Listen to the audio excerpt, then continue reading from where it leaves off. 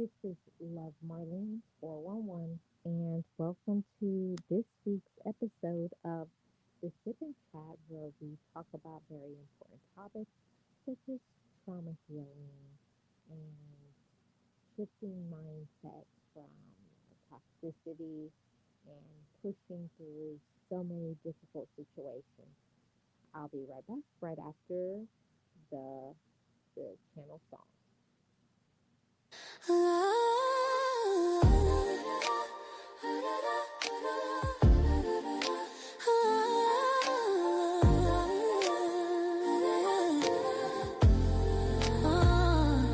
spent a lifetime hiding in the grave with a heavy heart and nothing left to say. Battling shadows, walking in the rhythm of the life I didn't choose. From the silent cries and the darkest nights to the moments I almost gave up the fight. I was lost in the echoes of a hollow sound, searching for a solid piece of ground. But I'm Love Marlene 411, and I'm standing tall. I'm living proof that you can survive it all. From the 411 to the depths of my soul, I'm taking back the pieces, making them whole. It's a journey of healing, a path to the light. We're breaking every curse and winning the fight. From my heart to yours, let the healing start. We're making peace with the past and broken parts.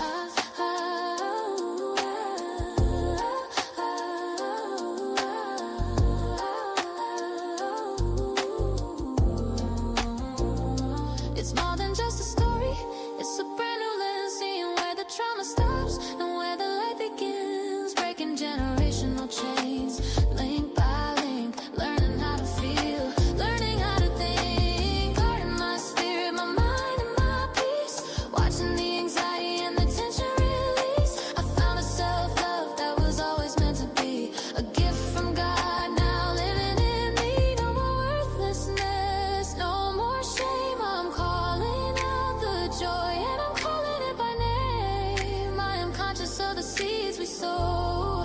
Watch how the garden starts to grow. But I'm Love Marlene 411, and I'm standing tall. I'm living proof that you can survive it all. From the 411 to the depths of my soul, I'm taking back the pieces, making them whole. It's a journey of healing, a path to the light. We're breaking every curse and winning the fight. From my heart to yours, let the healing start. We're making peace with the past and broken parts. Spread the love, spread the light, live your best life, hold on tight. I'm Love Marlene 411. The journey has just begun.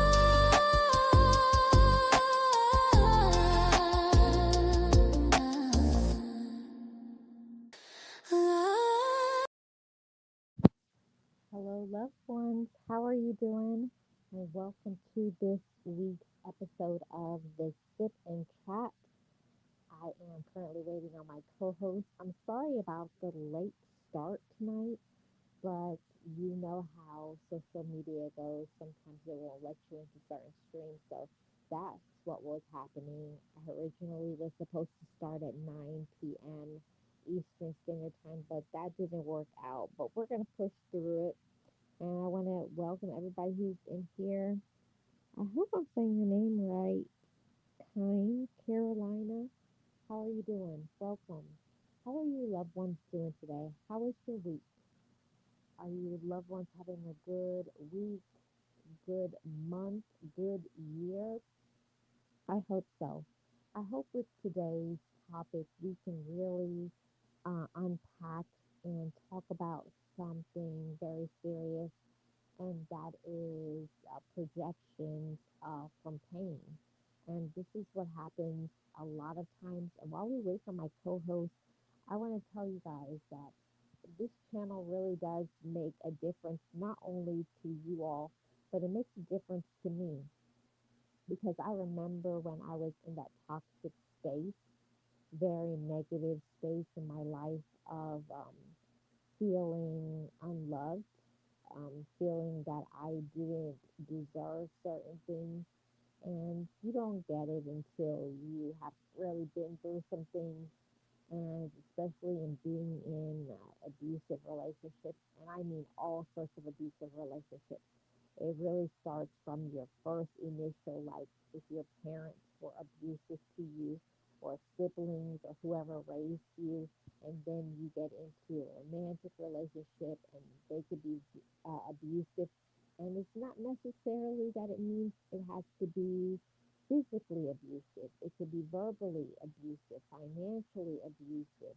The way they treat you, have you been in relationships with people who have gaslit you, or you have people around that are narcissists or very mentally unstable? It's a lot of things that can happen. Hi, how are you doing? Welcome into the Sip and Chat. So that's what I wanted to get off of my chest first and say to all of the loved ones that we cannot control what other people do. We can't control the way other people show up, but what we can do is we train people how to treat us.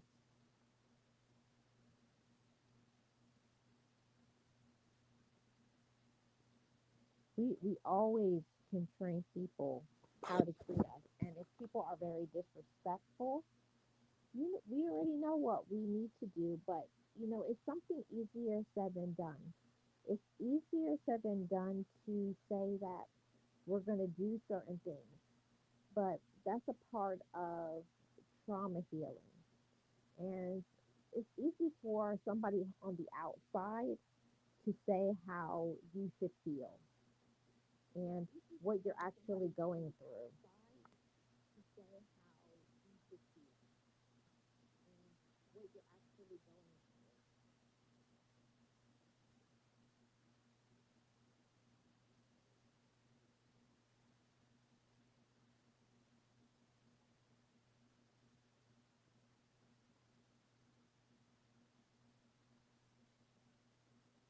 through. Okay, have to take care of something there.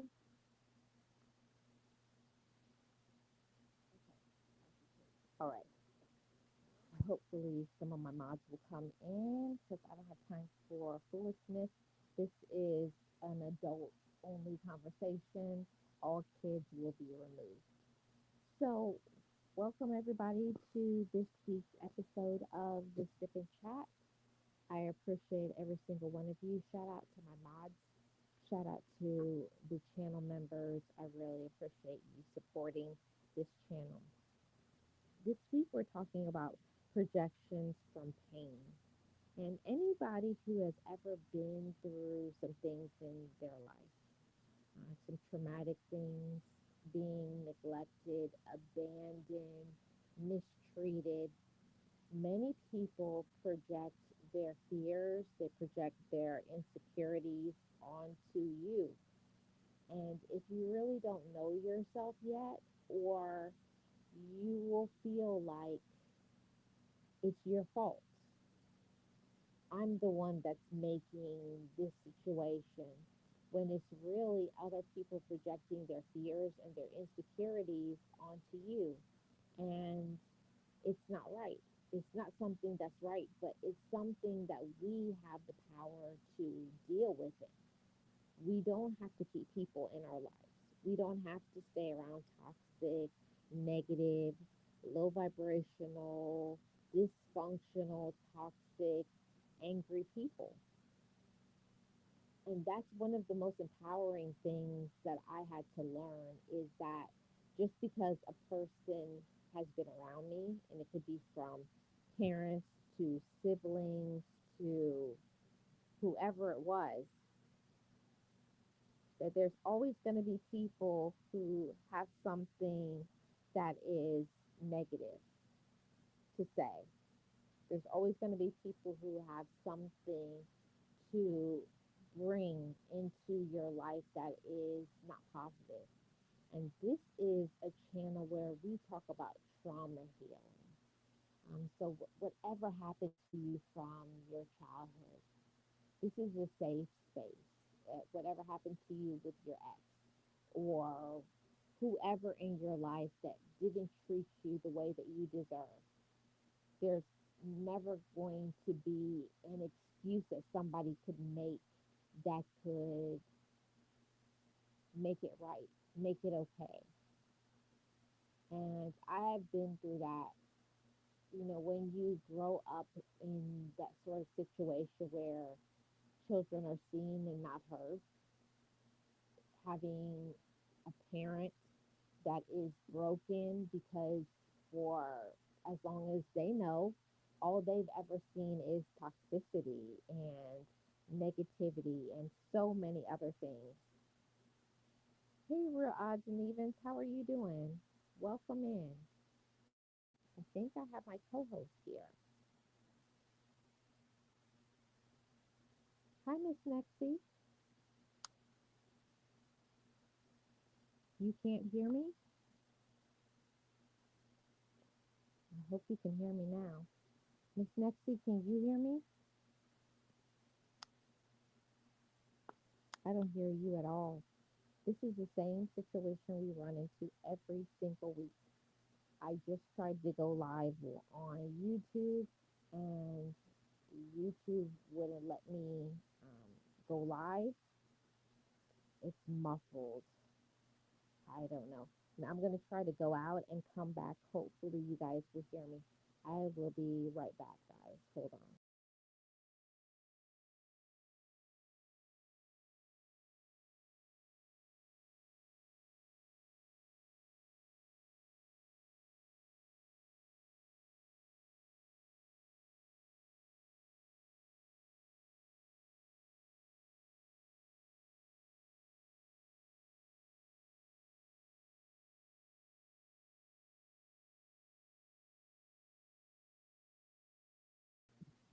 Okay. Hopefully, you guys will be able to hear me now. I hope you guys can hear me. I hope it's better. Miss Nexie, can you hear me now? Hello, Miss Marlene. Can you hear me? I hear you perfectly. Can you hear me? Yeah, it sounds like an echo. You sound very far away. Sounds low, but I can hear you. Oh, I don't know what is going on. I'm so stressed out. I'm so sorry, Miss Marlene. And my internet again. It's been off, and I was so worried, Miss Marlene, because it's been off all day. We just got it back probably about 30 minutes ago. And my little guy has been going crazy. And I was like, please come back, please. Miss Marlene is gonna be upset if I don't show up.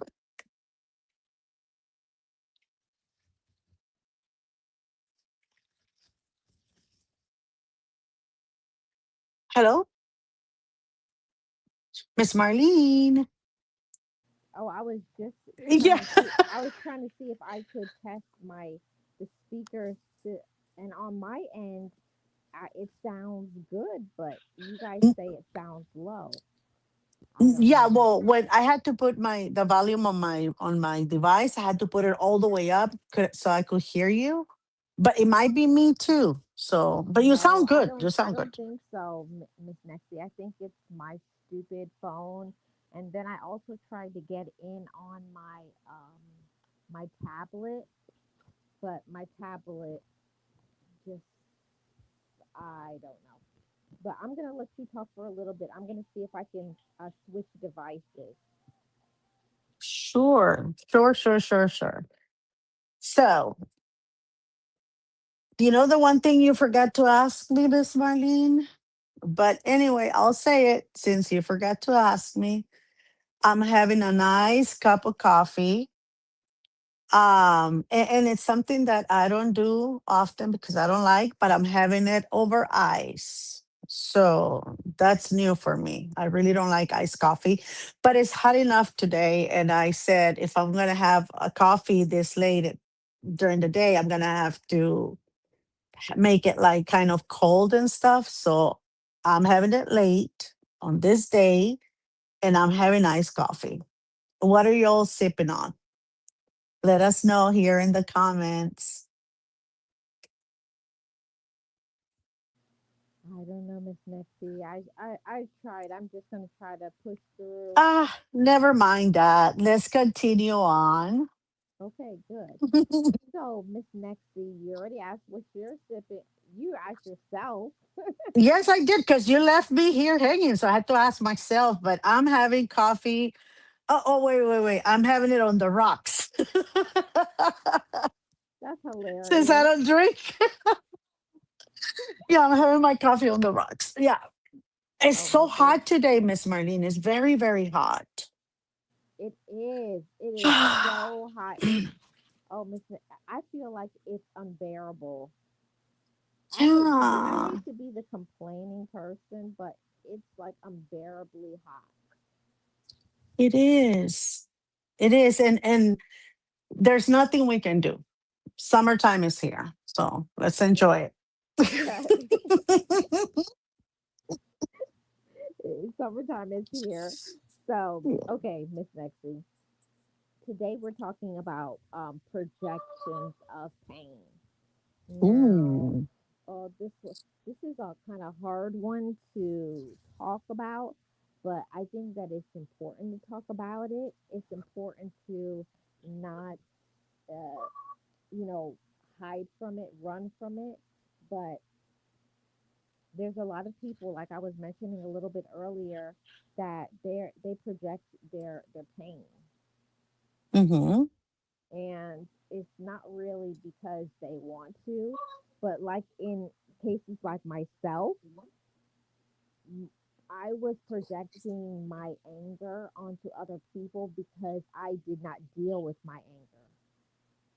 Mm-hmm.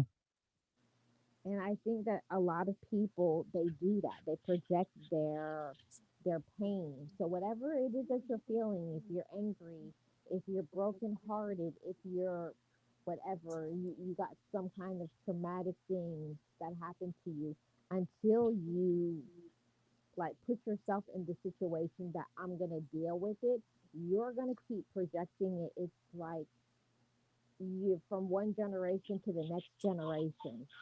Mm-hmm. You're angry. Like your grandma was angry, then your mom is angry. Now you're angry. So now that's three generations of generational brokenness that is continuing because nobody has dealt with it. Everybody just says, well, that's your mom's fault. And it's always, that's your mom's fault. That's your mom's fault. And it will go on for like 4 or 5 generations until somebody has to say, this is not okay. It's time for us to deal with what is causing the pain. What is the root cause of this pain? And let's stop ignoring it. Yeah. Otherwise, it's three generations of angry, broken people. But Miss Marlena, it's funny because my sister and I were having a conversation last night on we were talking about my brother-in-law. He is retired now, and my sister has been married to my brother-in-law for like 50 years. And he's retired, and she was telling me that he's always been a very um um like he's always been scared of he's not a risk taker, right? He's very scared of taking risks, or going into um an unplanned something. He's an engineer, so everything is pretty much planned for him, or whatever. He plans everything, but the thing here is that he's not a risk taker. um he has always eaten the same food since he was little and throughout their marriage. He is always been a very nervous person, but he keeps everything inside. Like, he doesn't voice it out, he doesn't say anything, right? And my sister and I were talking about that because right now that he is retired, he is so nervous of getting sick, or because he had a problem with his stomach, and he had issues, and he couldn't go places because he will get the stomach pain, and he will get nauseated, and he couldn't eat anything. And so that fear now has prevented him from doing anything. Like he doesn't like to go to restaurants, he doesn't like to go anywhere with my nieces and nephews. They have to come to the house and celebrate there. He goes just to the supermarket and back. And so we're talking about that nervousness and the inability of that he has to be able to control that. The fact that now that he is not working and that they could be enjoying life traveling everywhere, they can't do it because even when they go to a restaurant, he doesn't eat there. He brings the food home and he eats it at home just in case. That's how crazy it is. So my sister was telling me that, and she said, but I don't blame him, because his mother was pretty much the same way. She made him the way that he is. And I was like, well, wait, what do you mean? And she said, well, she literally protected him Okay. his entire life. He couldn't She wouldn't allow him to get dirty, like how kids would play with dirt, would do all of that. She wouldn't allow him to do that since he was little. um he went to school like a couple of hours away. She moved to where he was at, and she, just to take care of him. And so all of her fears and don't go here, don't do that. I want you back at a certain time because I get worried. Or if he will have like a field trip from school, she will go with them, even if she had to go in a separate bus. So that this was her only child. So all those fears that she was projecting onto him, they are coming full circle. Wow. So it Miss is Nexi. important that we have these conversations and this conversation that we're having right now, because it's not just anger, right? It's not just, um, how can I say, in the inability to communicate. It's not just those things that we can transfer from generation to generation. We can also transfer fears, the inability to let go. We can transfer insecurities because we can make people insecure.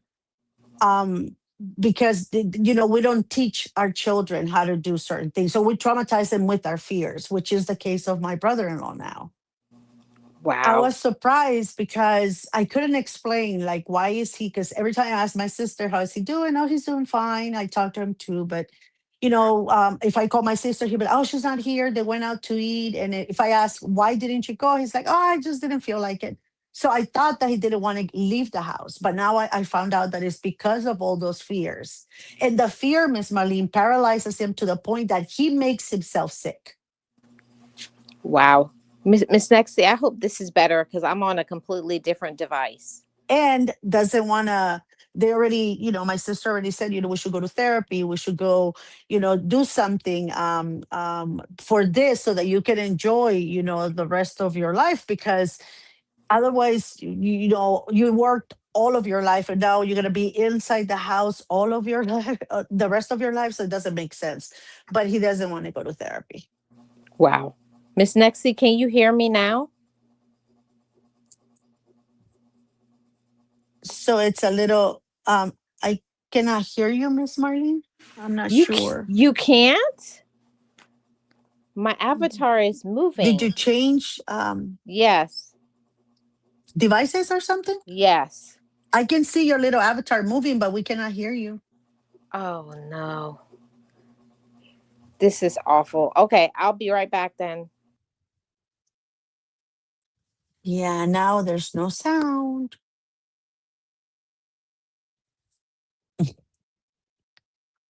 So anyway, I think that um I was when I was listening to my sister, we'll wait for Miss Marlene to come back. It just came on to me that it's not just um good manners, or good communication skills, good working skills, lack of any of the previously said things. It's not just that we can transfer. It's a lot of other things that we can actually create a very insecure generation if we continue on that particular path. I was so surprised that my brother-in-law um, it's been going through this for the past 2 years. But was I was more surprised with because I have talked to him and we have really good, a good relationship with him, good communication. But he said nothing to me the whole time until yesterday that my sister and I were talking about it. She said, "Yeah, is he even makes himself so sick from a visit to the doctor? He will overwork himself to the point that he gets." The runs, and I'm sorry that I'm saying it like that, or he gets like nauseated and then he's sick all night right before the appointment, and then once they come back from the appointment he's okay. It's really weird and it's so sad to see him go through that. Miss Nexie, is this better now? Yes, you sound so much better. Good. Because My ears are almost busted because I have it on the highest. oh, I'm sorry. I turned it up. I had to go on my iPad. So, Oh, somebody gave it back to you. yes, that's why I was quiet because I was like, give me better phone. But did you hear what I was saying though, at least? Yes. Yeah. Okay, good, Oh, good, okay, good. Miss Nexie. What I want to say about that is that happens in so many families when you as a child went through some things, and Hmm. then now you become the parent and you're taking the things that used to drive you crazy about your parents or whoever raised you, and now you're scarring another generation, and Hmm. that cycle will continue and continue until somebody says enough is enough. And that's one of the reasons why I wanted to have this topic about projections of pain. So many don't understand that you're bringing so much hurt, so much brokenness, so much anger, so many things that you don't have to. But I think the problem is that so many people feel like, well, I don't have a problem. I don't need help. Or everybody in my family, we don't go to therapy. We don't believe in that. We don't believe in that. It will get better. It's Hmm. that delusion. It's that delusion. It's that lying to yourself. Like, oh, like that lie. And I'm doing air quotes like you guys can see me. Hmm. But it's like everybody will be like, everything, everybody in the family, everybody in the room knows about the elephant in the room, but you want to be in denial and say, oh no, everything's good, we're fine over here, and everybody knows you're the only one that has been lying to yourself to make things appear to be one way, but it's really not. Yeah, and again, because of and this is what my sister was telling me is that because he was an only child, right? The lady was so afraid of losing him, his mother, rest in peace now. But my brother-in-law is very like he doesn't communicate his fears, his needs sometimes. He does everything on his own, and even when he can't, he won't ask you for help. If he's worried, he doesn't voice it. He just goes on and goes on and goes on like nothing.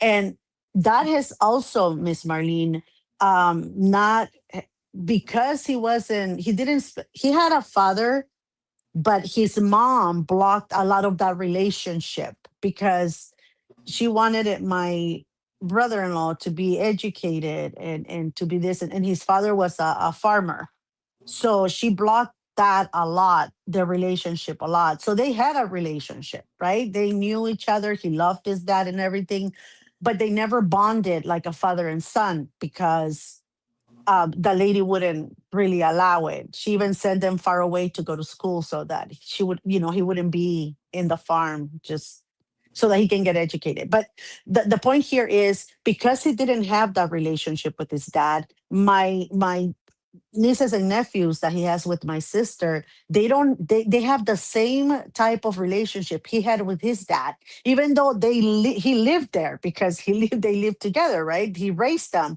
but their communication with him is very limited. And my two of my nephews, the only because she has four girls and two boys, my two nephews are very quiet. They don't communicate. They don't. Again, they don't complain. Even if the wives sometimes are mean, rude, and whatever to them, they don't say anything. Even if they are rude and mean to my sister, they don't confront the wives. They're very weird. They're very quiet for boys, right? And so they're kind of, it's like a pattern. That's yesterday, I think it's the first time that I saw a generational kind of trauma follow, right? And Or a generational dysfunction yeah, follow. thank you, Real Odds and Evens. I appreciate it. Um, that's one of the things, Miss Nexie, that I have to say is it's not okay. It's not okay to keep repeating these cycles of brokenness, of anger. And one of the biggest cycles that I think is a problem is generations of poor communication skills. Like, I can't speak for everybody's family. I can only speak for mine. But Mhm. it used to be a very big problem. Everybody just assuming, oh, she wants this, or he wants this, or he likes that. But have you Mm. asked them? Mhm. It's like they're making decisions for them. And me being the last child, out of so many siblings, I'm the last of 10, and I always had everybody in my family, oh yeah, Marlene will do it, like sign me up for things. Oh yeah, she'll go, or she'll do this. Yeah, she'll take care of your kids. Like, people wouldn't even ask me, like, Yeah, they'll what volunteer I you. what I want. Do I like that? Do I agree? Do I want to be there? Everybody would think for me, which I Mhm. I could not stand. And again, you have to kind of stop that, right? Like we have been talking about with what we have done. We're not saying that we have done a perfect job, because there's a lot of things that we're still working on ourselves, right? So we're not gonna see like that tremendous change until probably 2 generations from now of all the Right. things that we have worked on. But you know, again, is I remember, Miss Marlene, when because I have 2 boys and 2 girls, right? And I remember I will get criticized from certain family members, males, from both families, because I will speak to my sons and I will make sure that they knew that I loved them. And anywhere we were, even if people were in front, I will be taking care of my boys and asking, "Is everything okay, honey? Are you okay?" Blah blah blah. And they will criticize me, saying that I was going to turn them into little sissies because I was being too over loving, pampering, and stuff like that. And Hmm. I wasn't doing it to over pamper. I was doing it for for my sons to feel comfortable expressing, voicing themselves, because we were around people that think that you're not supposed to overlove your sons, or boys are gonna be boys. They're not supposed to talk about feelings, or they're not supposed to express. They're not supposed to, you know what I mean? Like, we're man, we're not supposed to express. But the reason why I did that is because I come, again, we come from generations of males having problems and not being able to communicate because they haven't been taught, or they haven't been given that it is okay for you not to be okay. It is okay for you to voice, your concerns, your fears, whatever, even if people don't like it. But it's okay because it's healthy. It's a Hmm. healthy thing to get your fears out, to get your discomforts or your feelings out. Yeah. It's okay to talk about that. So they will criticize me a lot for that. But I have 2 sons that, I'm not saying are perfect, because no child is, right? But I have 2 sons that have the ability to communicate when things bother them. If anything, if they need anything, they come to me and they talk to me at length of what's going on, how they're feeling, the weirdness of this. And that's why I was working overtime with them, making sure that they understood in front of all those that were saying that we're not supposed to do that with boys. Um, I was doing it so they could see that you don't listen to that. It's okay for you to voice your concerns, because, good mental health is the best for everyone.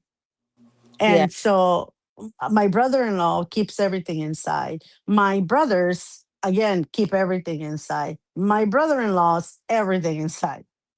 And it's because of all those fears, Miss Marlene, that the fathers projected onto them, that they probably wanted to say something, but they were knocked down, from their fathers too, and say, hey, we're guys. We don't Yeah. express our feelings. We don't talk about things like that. And they were probably projecting their pain from their ancestors, right? So Yeah. to be able to break those cycles, which is what I'm trying to get to, is sometimes you have to do things that are uncomfortable. Sometimes you have to put yourself in uncomfortable places and situations so that you can understand better how you can fix your fears, so you don't project onto your kids. And if you do, or if you see one of your kids doing that, you can help them so that they Yes. don't have that, right? Yeah. And that's one of the things, Miss Sexy, that I am grateful, not that I'm happy that I hurt, but I'm happy that I saw that something is wrong and I had the courage, because it does take courage to do something different, like what you're used to. I'm just going to step out on a ledge and say most people have been living the majority of their life in dysfunction, Hmm. We have. and thinking that I don't like it, like, in your mind, I don't like this, but you keep putting up with it because it's quote unquote supposed to be normal. Hmm. This is that's what family does. Oh well, Hmm. that's your husband, that's your sibling, that's your this person, that's just what they do. Hmm. Yeah, It's it's how they family. are. You know how It's they are. family. You have to deal with it because it's family. Yeah, so at a certain point, when you keep going along with things and keep going along with things, everybody has a limit. Hmm. But I don't even believe what we should get to the point to where we've had it up to here. And I got my hand over my head. Like Like we you can see guys. you. I But do that a it's lot. true. It's so true. You can have it up to here. You could be like drowning in the pain, or your mental health is being compromised, or it's starting to affect you physically. Like because I know it's happened to me. Like knowing that I'm going to be surrounded by these toxic people, like my chest will start hurting me because of the anxiety. And oh, what are they going to say to me? How mean are they going to be to me? Are they going to make me feel uncomfortable? It's all of those things that happens with relatives. Notice I didn't say family, because Hmm. family can is anybody who loves you back. So Hmm. that was one of the healthy things that I learned when I went to therapy, that just because someone is your relative by blood, that does not automatically make them your family. Exactly. Exactly. And again, there's many things that, we talked about this before, Miss Marlene. When my kids were little, all of the pain and the trauma and the lack of sometimes maybe attention, everything, all the pain that I was dragging with me, when I started having children, I started projecting that on them. And I was going to the point of overprotecting, right? To the point of over loving, and making sure that I could see them, making sure that nobody got close to them because of my fear of SA, right? And for my children, and not just my girls, my boy too, because I only had one son at that point. But I was so traumatized, Miss Marlene. I had not dealt with all of that pain that I had in my childhood, that I was projecting that in motherhood. And I was traumatizing my kids, because there was a point where I heard my daughters, don't go over there, get close, stay here so the mom can see us. If not, she's gonna freak out. I heard my eldest say that to her two little siblings. because you know how mom is. She's gonna get scared, so don't go anywhere. And I looked at her with like, what in the world? And I was already going through therapy, and I told my therapist, and he's like, yes, that's because you're projecting on them, you're overdoing it, and you're probably he's like, I don't want to be disrespectful or anything or scare you in any way, but you're probably scaring them, making them doubt their ability to do certain things, their ability probably to make friends, to develop, fall, get up, and no big deal, to make friendships, to not be afraid of of heights or of water or whatever. So if you continue that way, you're gonna again project your pain, your fears, your everything on your kids, and then there goes another generation. So I had to work on myself, Miss Marlene, and a lot, to work on the pain, work on the ability to, even if I was freaking out because I couldn't see them, or I was freaking out because they're in the water by themselves. Even if I was so scared of certain things, I had to control my fear. I had to do that for them because they didn't want another generation of traumatized children like we are. Yeah, and that's the thing, Miss Nexie. But what you did, I'm so proud of you and everybody else who has been the one to like question things. Like I grew up, Miss Nexie. I'm gonna put my head on a chopping block for a moment. But I grew up always being taught that a woman's role, with quotes. Here I go with quotes. I can see Today. them. Yeah, so I grew up think thinking, or what was projected onto me is a role of a woman. A role of a woman was to make babies, to be somebody's husband. I mean, to be somebody's wife, and Hmm. cook and clean. Hmm. Hmm. But I was saying, but I was saying, and I used to say, but where is the me being educated? Well, you don't need to be educated. That your husband has to be smart. Hmm. And it was like, but what about what I want to do in life?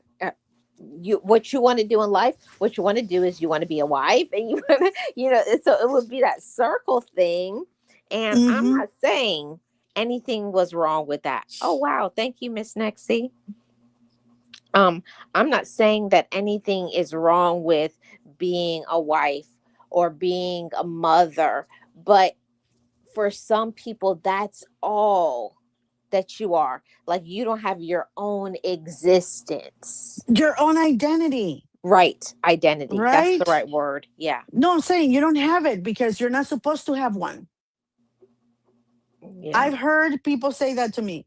When your husband gets home, you're supposed to take my aunties, when younger, not now, right? But when we were growing up, that we were becoming young ladies, and my sisters were married, about to get married, like marriage age.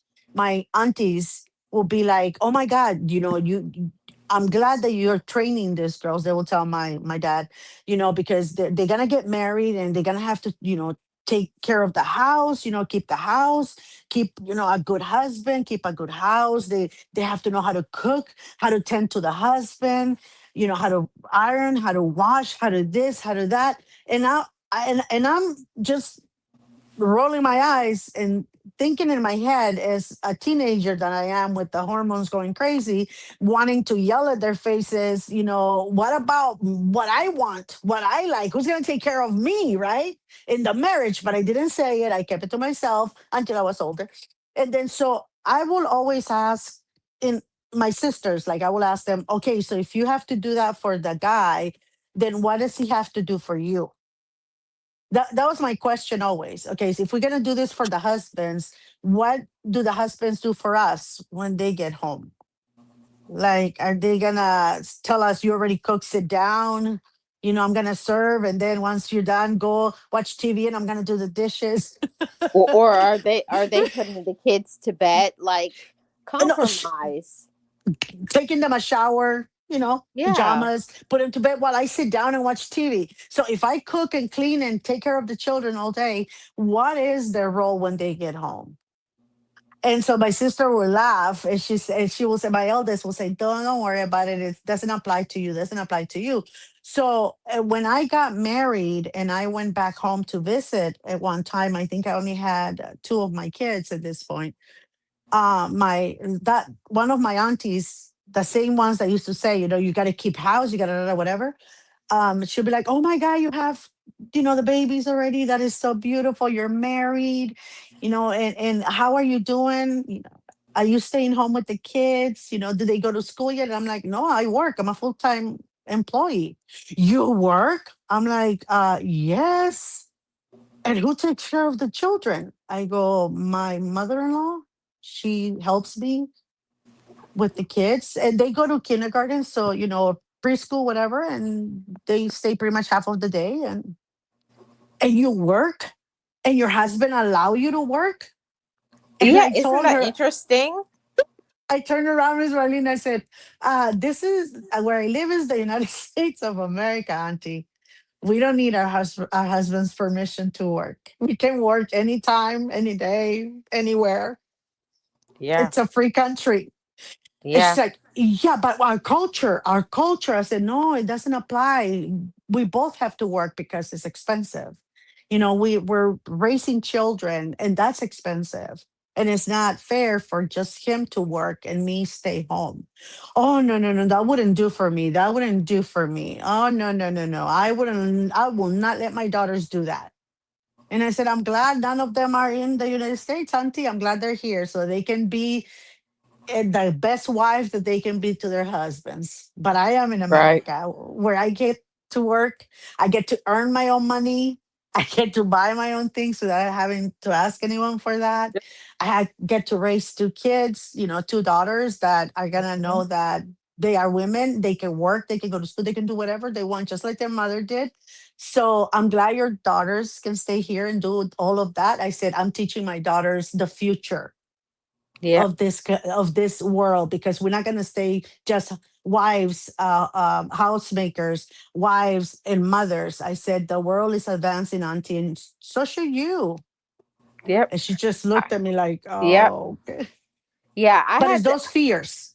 I had the same thing, Miss Nexie. I remember when I just had got, right after getting oh good, like yo good, you're married and all this stuff, and said now you can just have your children. I was like, Mom, I was like, oh, we don't want kids. Oh my, when I tell you, my mom was like, Did she oh faint? my God. You're so bad. I thought it was like it's so interesting how other from our culture, our Caribbean culture, has that put in your mind that as a woman that you're worthless Mm, if you're not married, if you don't have kids, you're worthless. Like, yeah. why were you even born? I can't speak really on American culture because even the people who are my friends and the people I associate with, we're all Caribbean people. So Hmm. I don't know. I can't speak on that because I don't know. All my people are Caribbean, but and that's a whole thing too, which I think That's another thing with our parents. yeah, my mom was like, the first thing my mom would be like, "Oh, where are your parents from?" And she'd be like, North Carolina. I was like, yeah. And she's like, nowhere in the Caribbean. I was like, no. I was like, what's wrong with that? Mom's like, well, I don't know. I'm just not used to, I don't know. I know if I take somebody from the Caribbean, they'll be like, no, you need to sit down and read a book. Yeah. Miss Marlene, where do they find all of their people and bring it to Projection. us? Where do they do? Yeah. Yep, it's a projection. And I'm not trying to sound negative or anything like that, but I had to start talking to my mom about things because, that's really all my mom knew. My mom was a baby boomer. And from their Yeah. generation, what they went through, all they saw was, The husband works, the wife stays at home, because it's not like in the United States where there's a mortgage, Mm-hmm. insurance, etc., Mm-hmm. etc. All they have is you build your house, you own your house, and once a year you pay for water and you pay for a light. Mm-hmm. That's about it. That's about it. That's about it. Yeah. And Miss Marlene, in my where I'm from is you pay monthly the water and the light bill. And my Mhm. sister, I'm asking, she's like, it's getting more expensive because now, I'm paying like $20 for the electricity and like $15 of water. And I'm like, that's all I pay for a month. What? And I was like, I'm moving. That's it. I'm moving. And she's like, it's getting more expensive. Now it's $20 for the lights for electricity. Can you believe that? I said, do you want me to send you my monthly bill? Because I could. I'm gonna show it to you Yep. so you can see it. And Hmm. when I told my sister how much, and she's like, now I understand why everybody has to work there. It's Hmm. not the you cannot just say I'm gonna be just a housewife and just stay with the kids or whatever, even though I'm not that type of person. I yeah, no. But you cannot be if you want to because it's so expensive. And Right. they have their own little gardens over there where they grow their tomatoes, their vegetables. Yeah, Over and they here have their own farm animals. yeah, their own little chicken coop. They get their egg, and everything is easier. They everybody the food is cheaper than here. So, but my aunt was very shocked, and her in her face, you could see how that disappointment, that shock that I wasn't a stay at home mom. And then this is the worst, Miss Marlene. They redirected this to my husband, my ex husband. Mhm. They started judging. Oh, he cannot even keep a wife at home, right? Yeah. Look at what kind of man is he. He cannot even support her to stay at home because he doesn't, you know what I mean? So they started going that direction. And I had to, again, step in and say, don't go there. Yeah. Don't. Yep. Yep. Don't put your mouth and you don't Where it even don't know. belong. Where it Yeah. don't belong. Where it don't belong because you're going to get burned. You're going to get burned. And again, it's this the ability for you to stand up to some people when before our parents will project the you cannot answer back, they're your elders. Yeah. And um that's toxic. yeah, you cannot disrespect they're your elders. um you have to help them clean and do and take care of because they're your elders. My father had a different philosophy. My father, and he will tell this to our elders when they will try to make us feel like we were not educated enough. They'll be like, oh, your child is so disrespectful, she doesn't respect me. And my father will say, respect is earned. You disrespect her, she doesn't have to respect you. So my dad had a different philosophy. For me, I tell my children, yeah, respect is earned, right? You have to earn it from everyone.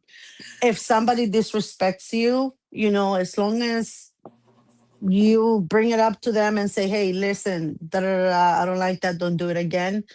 Um, in their faces, that's all you need to do. You don't need to be, use ugly words and stuff like that Hmm. because again, right, we need to be a little bit educated. But that's the thing that I that projection of fears, pains, and all of that, that don't disrespect, that you have to be this type of person, that you cannot not help family, blood relatives, if they're in a crisis. You have to help them. You cannot say no because they're your elders or their families, right? There are blood relatives. You have to help them. We're gonna start sending so and so this much monthly, so you got to give me your money. So because they're family, all those things, that the generational chains that they sometimes implement on us or put on us, those imaginary chains, sometimes they hindered us instead of helping us grow, instead Yes. of allowing us to be individuals. Those imaginary chains continue to keep us chained in to the entire crazy family dynamic that we call home. Yeah. And Miss Nexie, my thing always was from the time, I think because I was the last child, I used to see so many things. You know, when you're the youngest, you just sit back and observe. It's like, hey, what else do I have to do but to observe, right? I'm not old enough to Hmm. go to school. And I used to see a lot of things, and I have always been an advocate for justice. I remember from the time I was like 3 years old, I was like, wait a minute, how come a boy can do it and a girl can't? I was like, Mm. no. I was like, no. I was like, no, because if he can't do it, if he can do it, I can do it. No, but you're a girl. So what? I still want it. What? You want it? Yeah. I want to do the same thing. So I think from an early age, I started to see the holes in the in the plans of what they Mm. wanted for your life, and started to say like, no, there's not going to be any gender roles. No, Yeah, things are going to be equal. If everybody uses a dish, everybody can wash a dish. yeah, There's a exactly. lot of things like, and that's one of the things that I promised that I was not going to do moving forward with my family as I was healing. Like even with my siblings, for as Miss Nexie, I was like 23 years old the first time I had like a real conversation with my siblings, like a Mm. real one. And I don't mean like the little frilly fluffy like how was your day. I mean like the real conversation, like when is the last time you went to the doctor, like Hmm. how what is your A1C, are you this, are you that, like really caring about them more than, because I think that a lot of us, we have our siblings or other people that we're close to, but you just have the surface level conversations. Hi, how are you doing, how was your day, like really what is going, how is your mental health, are you happy in your relationship, like Hmm. deeper conversations. And back in the day, those aren't things, at least in my family, we didn't talk about those things. It was just, you kept everything surface level, high. You know, you greeted one another, you were cordial. But it has to be more than that for you to have a good relationship with individuals that you so called love. How can you love somebody? I was like, I don't even know them. One Yeah, day, exactly. one day I woke up. I was like, "You're my sibling." I was like, "What is his favorite color? What does he like to do for fun?" I was like, "I don't know everything." I don't know. I don't know. I was like freaking out. I was like, "It's my what does she like to do?" I don't know. I don't know. What is she like? I don't know. so Eh, and that's one of the things that I wanted to heal, because in our upbringing, at least in our family, we didn't have the deep conversations like what things are offensive to them. mhm. What is their boundaries? What don't they like that you say or do? When do they want to just be by themselves? Or like if you really know them and you could see on their face when they don't like things. That's what I'm talking about. That's when I knew. I was like, oh, I would see the look like, oh, okay, he didn't like that. That's when I felt Mhm. good, because I was like, I know my brother now. He's mad. He is Exactly, mad. exactly. Not just superficially, but you want to get Yeah. deep. But Miss Marlene, there's I remember we went to this was again before I got married, which is many many years ago. We went to visit I think it was my one of my brother's godparents. They had this huge farm back because I was back home. I wasn't married yet, so I was living with my dad and everything. And we went to visit my sisters.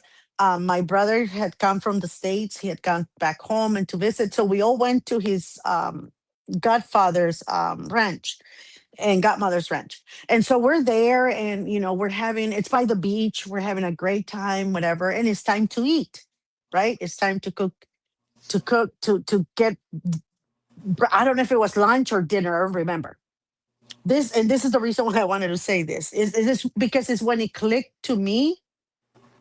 Because I saw, as you're talking about that look, right?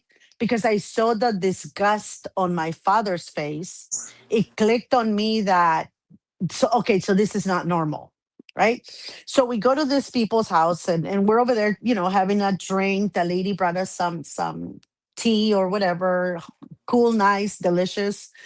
It was iced tea. And so we're sitting outside, and then he's like, "Oh yeah, we're gonna get the food ready. It's time to eat. I'm hungry." And he tells his wife, "Hey, I'm hungry," and I'm sure they're hungry too. And so we go over there, and so the wife gets up with they had three daughters and two sons, I think, Oh, I or three already know sons. where you're going. So they get up, and then yeah, so the wife and the girls, they get up and they go, and we're sitting there with the guy, and his sons are sitting there with them. My father is sitting next to me. We're always me and my sisters we're all very close to my dad. So either one on the right, one on the left, and the other one is either sitting on by his feet or next to one of us. Right? We're always very close. And so we're over there with my dad and everything. The man, my brother's godfather, turns around and looks at us girls. He goes, "What are you guys doing here?" And I'm like, "Excuse me?" In my head, like I'm like, "Excuse me?" And my sister goes, "Excuse me? You guys are girls. Go help cook. This is a men's conversation. Go help them. Oh, you just gonna eat?" My wife and girls are over there cooking. You guys are girls. Go. We're gonna have a conversation here. Let us know when the food is ready. And we got up, right? We got up and we started walking that way. I saw my father's face, and my father was very upset. We had walked probably like, I don't know, like 20 steps, almost getting close to the door of the house. When we see my father, I see him on the rear of my eyes. I see my father coming towards us. And I don't know what happened because I wasn't present. And my dad comes in, is like, "Oh, you guys are gonna go in, blah, blah, blah." Because I guess he didn't want to make it a big deal. And he comes in with us. He goes to the lady and says, "Hey, do you have like an apron?" And the lady looks at him like, "What do you mean?" "Yeah, do you have an apron? A little apron? Because I don't want to dirty my pants and whatever." And she's like, "Oh, you don't have to." He's like, "No, I know I don't, but I want to." So my dad puts an apron on, Miss Marlene, and he starts peeling potatoes, washing. "What can I do for you guys?" And he's over there helping all of us. My Mm. father said nothing to that man, Miss Marlene, that I could see. I didn't ask my brother because I was young, so I didn't. But the look on my father's face of disgust of how the view that he had for his wife and girls, and the way he talked to us, like meaning demeaning us. We're nothing. We're Yeah, girls. Go that's cook. all Your girls place are is in supposed the to do. kitchen. Yeah, your place is in the kitchen. So my father got up, and I don't know how long later the guy comes in, and he's like, "Hey, you left. What are you doing?" He's like, "Oh well, I want to eat too, so I'm helping." "Oh no, no, no, and my dad said, "Stop. Don't go there. You can go sit down if you want to. I'm here helping the ladies in the kitchen. So if you want to go sit down, go ahead. But I'm okay here." And my sister smiled at my dad. And that day, I was like, it was a beautiful gesture because my dad, without fighting this man, without saying anything, without disrespecting his house, he got up and said, "If my daughters are not welcome to sit here with me as a visit, because this is not our house, you invited us here. If they're not, then I'm going to go with them." My brother felt really ashamed that his godfather said this to us. And I think that was probably the last time my brother visited him. Wow. Yeah, but he told us, "What are you guys doing here? Go with the girls. You guys are supposed to cook. Let us know when the food is ready." And my dad's face, that I think that if my dad, he probably would have punched him in the face. I think that's how upset my father was.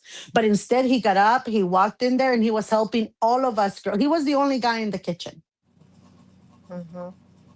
because he That's wanted to teach this man a lesson and teach us that it's not a kitchen is just for guys. I mean, for girls, it's for guys too. hmm that's I would I want you to pause on that thought. I want to read some of these comments from Sirius. Sirius says sometimes being a helicopter mom is for the best interest of the children, depending upon the individual circumstances. Um, Serious, I'm going to agree with that. That there are moments like if you have a special needs child or a child that is not very good at articulating, their wants and needs and things like that. That they're sometimes as a mother or even a father or a sibling, you have to know the child and know what they need if they're not able to do things or in order to protect them, or even sometimes you need to be a helicopter parent because you ever get that feeling. Anybody Hmm. who is a parent, a caregiver, if you're in that bubble of caregiving, you just have a feeling like around some people like I'm gonna hang around here and watch things for a little bit Hmm. because I like you don't have any evidence, but you ever just get that feeling like something doesn't feel right here. This don't sound right. This don't sound right. And what it is, Miss Nexie, is what I've learned is because from so many years of the projection of, oh, just give them their freedom and let them go. And I know how many things happened to me as a result of that. Like Hmm. just drop off at the cousin, drop off at your mom's house or your friend's house or this person's house, and you guys know the rest. Fill in the blanks of all the things that can happen to your child or siblings or whoever. And like Sirius said, there is a lot of reasons why you should be monitoring. I don't Hmm. mean going out of control, like not letting kids have their freedom and choices and things like that. But in certain situations, yeah, I was like, yeah, I'm gonna be a mama bear right now. Hmm. Yeah, because I was like, no, but like I could feel like when I go in the room sometimes the energy isn't right. Like I'll give you an example of projection of pain. When it comes to family, like the older ones will say things that I remember when I was a little kid that used to make me feel uncomfortable. Hmm. And I remember like my parents would just like they wouldn't say anything. Later on, like when I was getting ready for bed, they would say, "Oh, you know what auntie or uncle said? You just have to forgive them because they didn't mean what they said." Mm. And it was like they would wait until after they were gone. And my thing now is when I see that, and it doesn't have to be my own, if you're messing with another little child, I don't care. It could be your kid, anybody's kid. I Yep. was like, no. I was like, no. I was like, don't tell them that. Do Yeah. not do that. I do that to my mom too. I even did it with when my kids were growing up. I would say apologize to my child. Don't talk to her, apologize because you were very disrespectful to her, mom. She'll be like, I'm Mhm. not apologizing, then you're not welcome here anymore. Yep. Or we're not coming back, and that's it. And she will apologize. I'm sorry. But with an attitude, like, okay, fine, I'm sorry. I Yeah. said, that's not an apology. Yeah. But That yes, that's not I good. do understand that, Miss Marlene. And going back to series, it is true that you have to like sometimes be a helicopter parent, especially when they're teenagers. You No, yeah. have to. I was a helicopter parent, and I know my kids didn't like it because they're like, I'm not doing anything wrong, mom. Gosh, you're like all over us, mom. You're hovering. But now that they're older, Miss Marlene, my daughters have thanked me. Thank you, mom, for for overdoing things, for protecting us, or for everything that you did for us. Because I'm who I am now because of you, Yes, and I'm the exactly. person I am now because of you. I'm the hard worker, the good mother because of you. So it is. There's a time and a place for everything. And helicoptering doesn't mean that you're gonna hit your kids, keep them locked in a room. No, it means that you're gonna overcheck everything that they're doing, because this is the very tender age, Miss Marlene. Mm-hmm. Between 12 and 18, it's a very tender age that You know, you have to be very careful with them. but Miss Nexie, I'll tell you what my mom used to say. It's not that I don't trust you. I don't trust that you're a teenager. Yeah, no, I would tell my kids, it's not that I don't trust you, it's just that I don't trust you. And they were like, what? Why not just say? I said, no, because it's not that I don't trust you. It's just that I just don't trust you. They're like, it's the same thing, mom. I said, no, it actually sounds nicer and funny. It's not funny, mom, because I will go through their backpacks, Miss Marlene. I will go through their backpacks. I will go through everything and see when they were asleep. I will take it out and go through it. Is there smell it if there was any I know. I was crazy. And then, when because my kids were actually growing up in the era of the explosion of computers.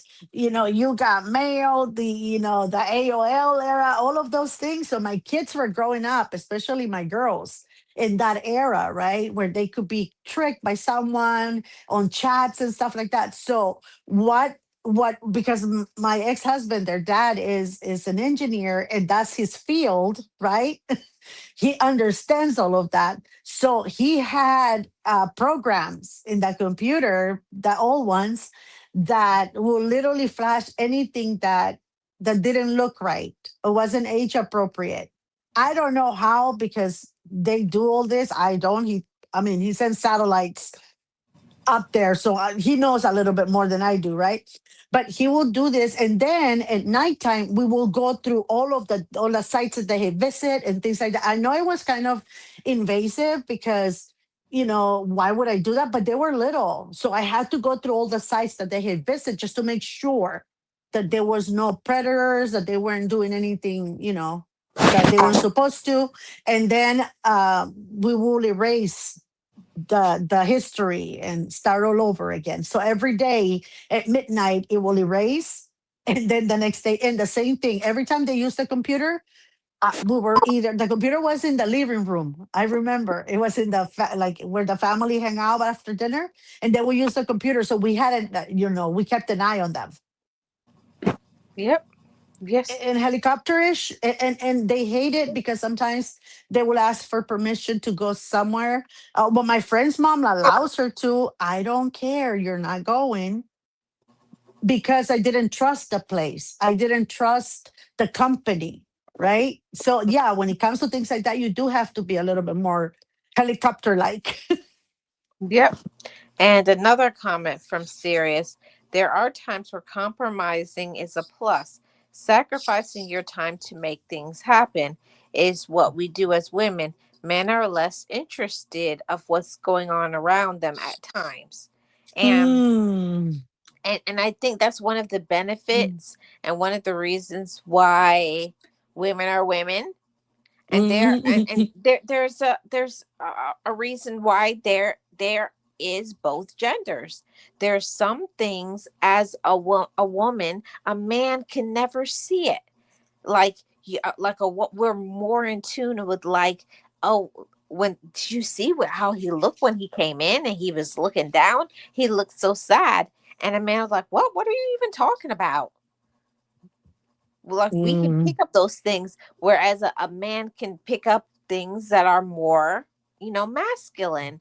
So there's always something that we can see. But this conversation is honestly about, for us to take what is good from the past and apply that, but to leave behind all of those toxic, manipulative, and even as a grown woman, I still battle with that. It's like a war of my mind of the things that my mom said. Like, I feel like a little kid sometimes, feeling like I have to go back and do what I did when I was younger. I was like, no, I'm grown now. I don't have to do that. Instead of being in that shell, because I still am a person that I struggle with communication. Like, when Mm-hmm. I'm going through something, like, my automatic thing is I don't want to talk about it. Like, I just want to Mm, be, just leave me alone. But then I have to remind myself, remember when you were going through something and your mom or your auntie or whoever would cut you off and wouldn't talk to you? How did that make you feel? And that mm-hmm. helps me to get back on board of, remember the things that happened to you, and don't try to bring that into your kids, in your relationship with the people that you love. It's breaking that cycle of pain, and not projecting, especially, Miss Next, I'll give you an example. Like, you had a bad day at work, or you just had a bad day in general. Maybe you're not feeling good. I used to always see, like so many of those shows, remember back in the day, the husband would come home and he had a bad day. He's huffing and puffing and stomping around the house and snapping at the wife and snapping at the kids. Mm-hmm. That's not acceptable. Like, I Mm-hmm. remember Exactly. so many days like that, in the, well, he can do, well, he's dad, or Mm. or he's older than you. No, that's brokenness. That's immaturity. That's not how you treat somebody that you love. And all those things I have to remind myself sometimes. And I want to say something to the loved ones and you, Miss Nexley, something that my therapist taught me that I use till this day. And I've been out of therapy for many years now. My therapist used to always tell me, when you say you had a bad day at work or you're going through something, she always said, every time before you turn that door, walk in your home with love. If you can't walk in your home with love, stay outside until you've dealt with it. Yes. And Miss Marlene, that's exactly what when because we were both working parents, right, with my ex-husband. And I always made it a rule too, because that's the one thing I also learned, is that you do not bring your problems at home, because then they become part of your children's. You snap at them, you're like short with them, you're like, oh my God, annoyed with them because you're bringing work home. So the one rule we had is, whatever problems we had at work, we left them right at the mat, Yes, and the mat that you have in front of the door. We left them right there, and I will do this, literally, Miss Marlene. I will get in front of my door, the front door, and I will say, "Okay, Matt, here goes all of my ish from today. I'm gonna leave all of the problems here. I will enter my house with nothing, and I'll pick you up tomorrow morning when I go back to work." And no matter how upset, sometimes I will have. I used to have like days that were so hectic, so chaotic. Nothing was, the whole day had been ruined with all kinds of chaos, problems. I got yelled at. I got, disciplined sometimes, and whatever at work. Or I had problems with other employees. It didn't matter, because I had to come home to my kiddos that had not seen me all day. I had to come home happy. The same way they will see me when I will arrive home. They will run over, Mom, you're home, and kiss me. Hey, Mom, you're home. And so their dad used to do the same thing, right? I told them, leave everything here. Once we leave, I said, we step out of this house, then we don't have a family. We have work. And you don't bring family to work. You don't bring those problems there either. You come to work and you do the same thing on both places, so you can have a good balance. yeah, that's what my therapist thing was. If you keep bringing the outside into your home will be broken. It's about making choices. Mhm. Yeah, things happen at work. You could be upset, but that's the reason why then, eh, because you're healthy now, you have a healthy mindset, a healthy lifestyle. If you're so you just you come home, hey everybody, I had a really busy day, but I just need to take a walk for 10 minutes. I'll be right back. Miss Marlene, I remember watching one time, and this was a long time ago. I don't know how I came across this, and I started watching this show, and it's a very old. I think it's a 1950s. I would want to say 1940s, 50s show. It's called Father Knows Best. Oh yeah, I know that show.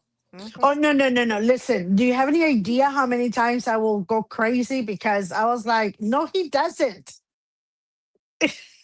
Like he doesn't know best. I mean, you're because I was so upset because the mom gets it's so underrated on the show, right? And I was like, no wonder gender roles that will make these shows back then because of gender roles, right?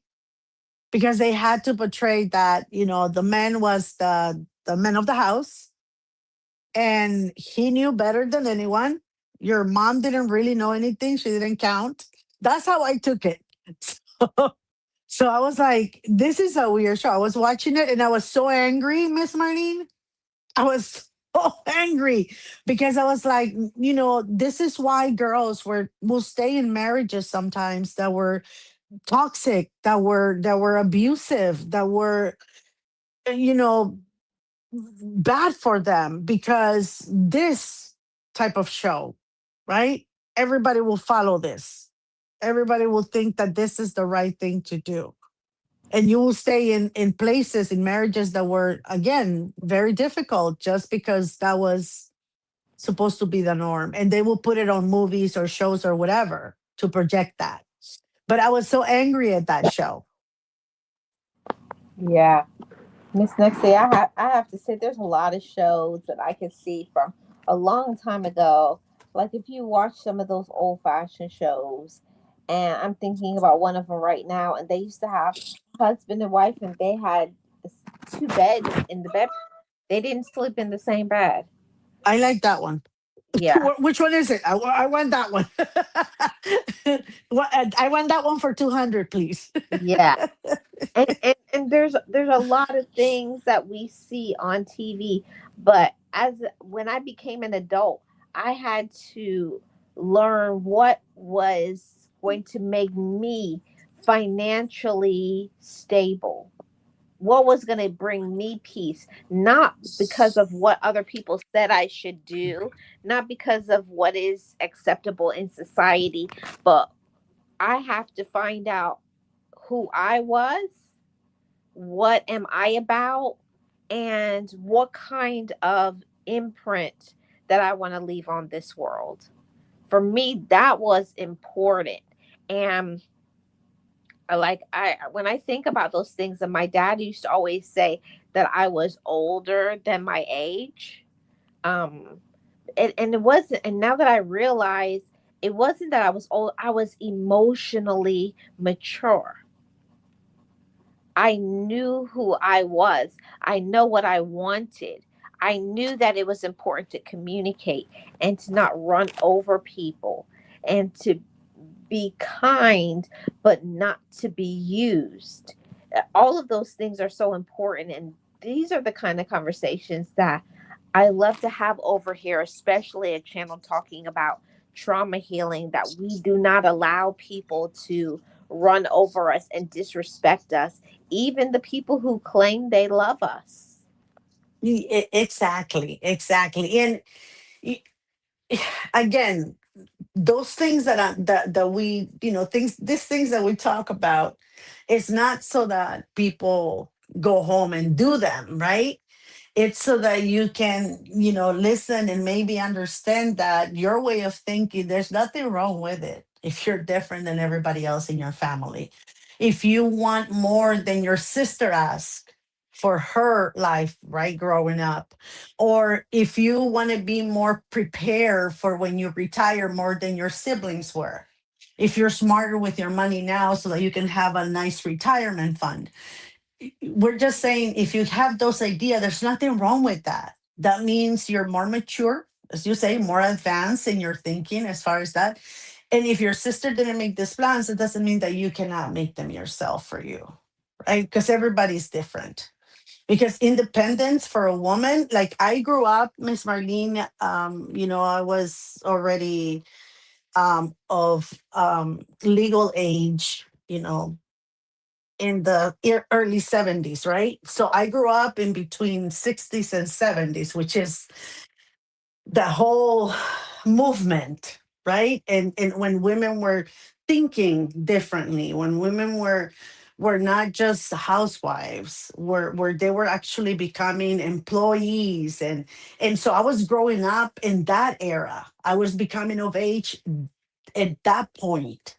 So for me, it was very difficult to think of, okay, so I'm of age now and I'm just gonna grow up to get married and get locked up and not do anything else but have kids and be married.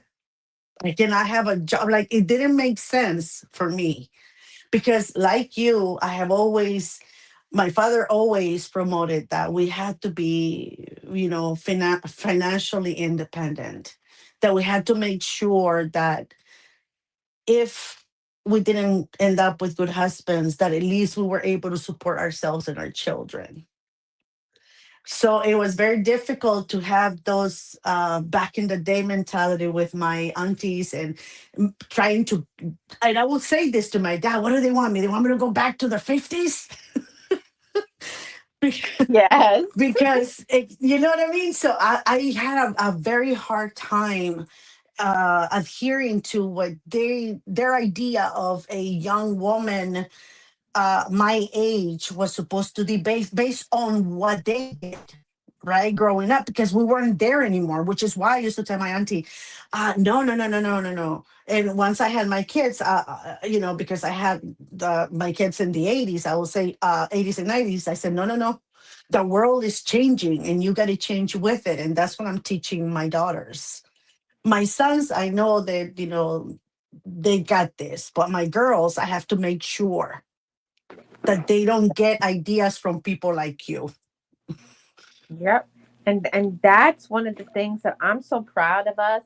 I'm so proud of this new generation that has a wider perspective, has widened their lens and not just stayed in the box of thinking, oh, that's the way things have been. Like they know that it's unhealthy. They know that it's toxic. It's misery. It's you're being used and manipulated and run over. We know all of these things, but it's up to us to stop this and stop letting other people project their pain onto us. And until one person, all it takes is one person to plant a seed of saying, we can do better. We don't have to take this. We can say no, we can set boundaries. And I'll tell you, Miss Nexie, when I became empowered, it wasn't just me Mm-hmm. that my life, yes, my life changed, but because I changed. When one person in a family changes, you can't help but probably change the lives of, I would say, about 10 people. It's a ripple effect. Yeah, it's a ripple Yeah, it's effect. a ripple effect. And again, we go back to it's a choice that you make, right? And like I said before, even though we are, we have our elders, um, and their wisdom, because they do have a lot of things that they bring to the table, right? A lot of good things too, foods and sometimes tales that they tell us and stuff like that. It's really good to have them, but you cannot allow them to rule your life now, like right now, in this era. It's impossible to allow that to happen. um and to continue on with all of that, negativity, because I don't know, Miss Marlene, if your family is the same way, but my family, they tend to look at everything, and the worst is going to happen. Like if I plan, let's say I say, oh, you know what, I'm going to enroll in school, right? When I first said this, it's a good example I'm going to give you right now. So we were talking, and we were in a party, and I told my cousin, I'm going back to school. I want to finish. I had just had my first child, and I said I'm going back to school so I can finish up and blah blah blah blah blah. And I'm talking to my cousin. Somebody else hears me and says, "You're going back to school?" And I said, yeah, yeah, I'm going back to school. I have to finish. If not, I'm gonna get, too far behind. And the group of people that, we're pushing together our degree, I'm gonna lose the good study group. And so I'm telling this, my child is probably like 3 months. So as everybody starts asking me questions.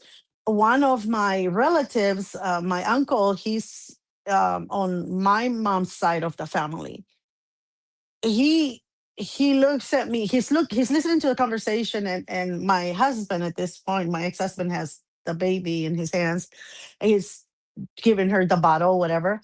And my uncle looks at my husband and says, "You're gonna allow her to go back and leave the baby? The baby's just what? She's not even a year old. You just had the baby. Are you gonna allow her to go back to school?"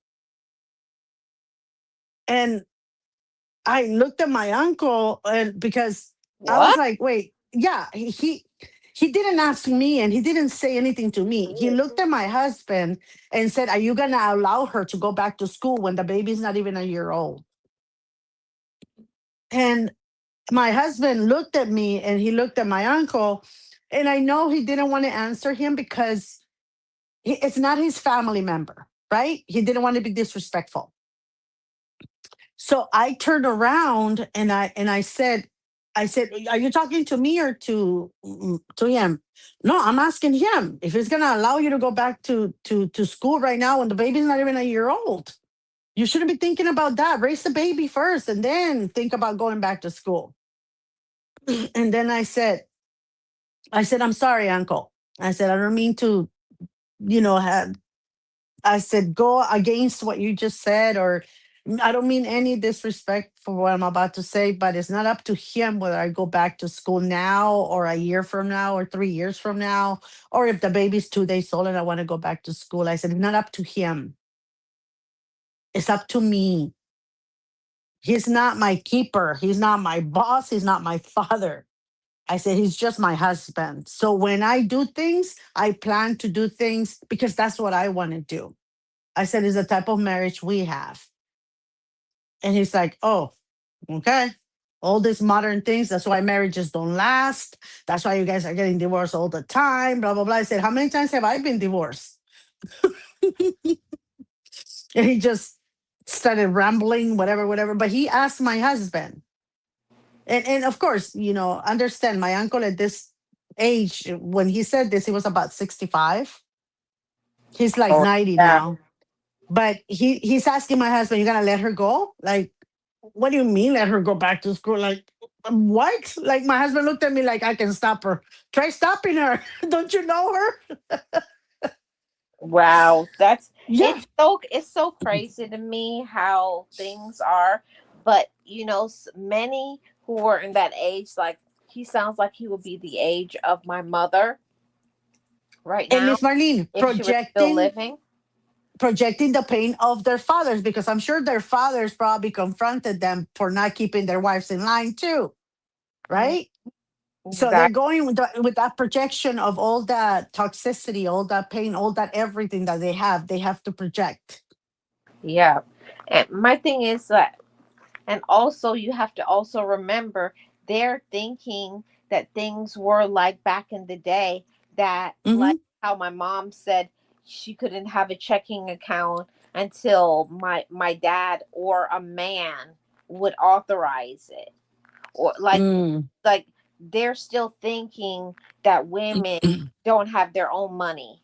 Yeah, they still think it's the same as back home, because Yeah. back home it's a little bit more, it's not as modern as is here. And you know, Miss Marlene, where Yeah. we live, it's not as modern.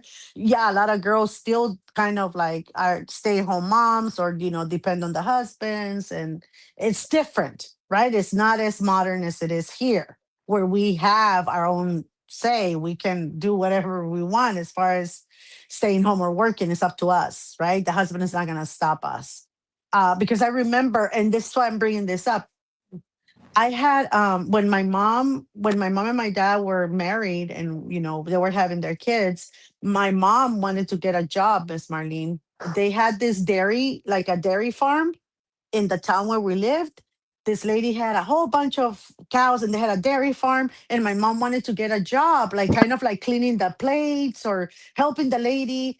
And the lady needed the help, right? And she went and asked the lady if she could help her. And because we lived like probably like 3 blocks from the place. And the husband, the lady's husband, my mom says that he told her, no, no, I cannot. Let me ask your husband first if it's okay with him.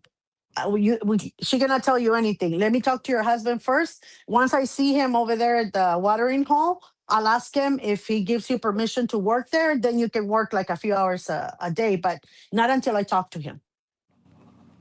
He wouldn't give her a job, Miss Marlene, because he needed to talk to my dad first. That's crazy. And my dad wasn't that type of man, but he had to pretend that he was, because they would have given my mom a hard time, right? Mm, that's So he had to so talk to crazy. my dad.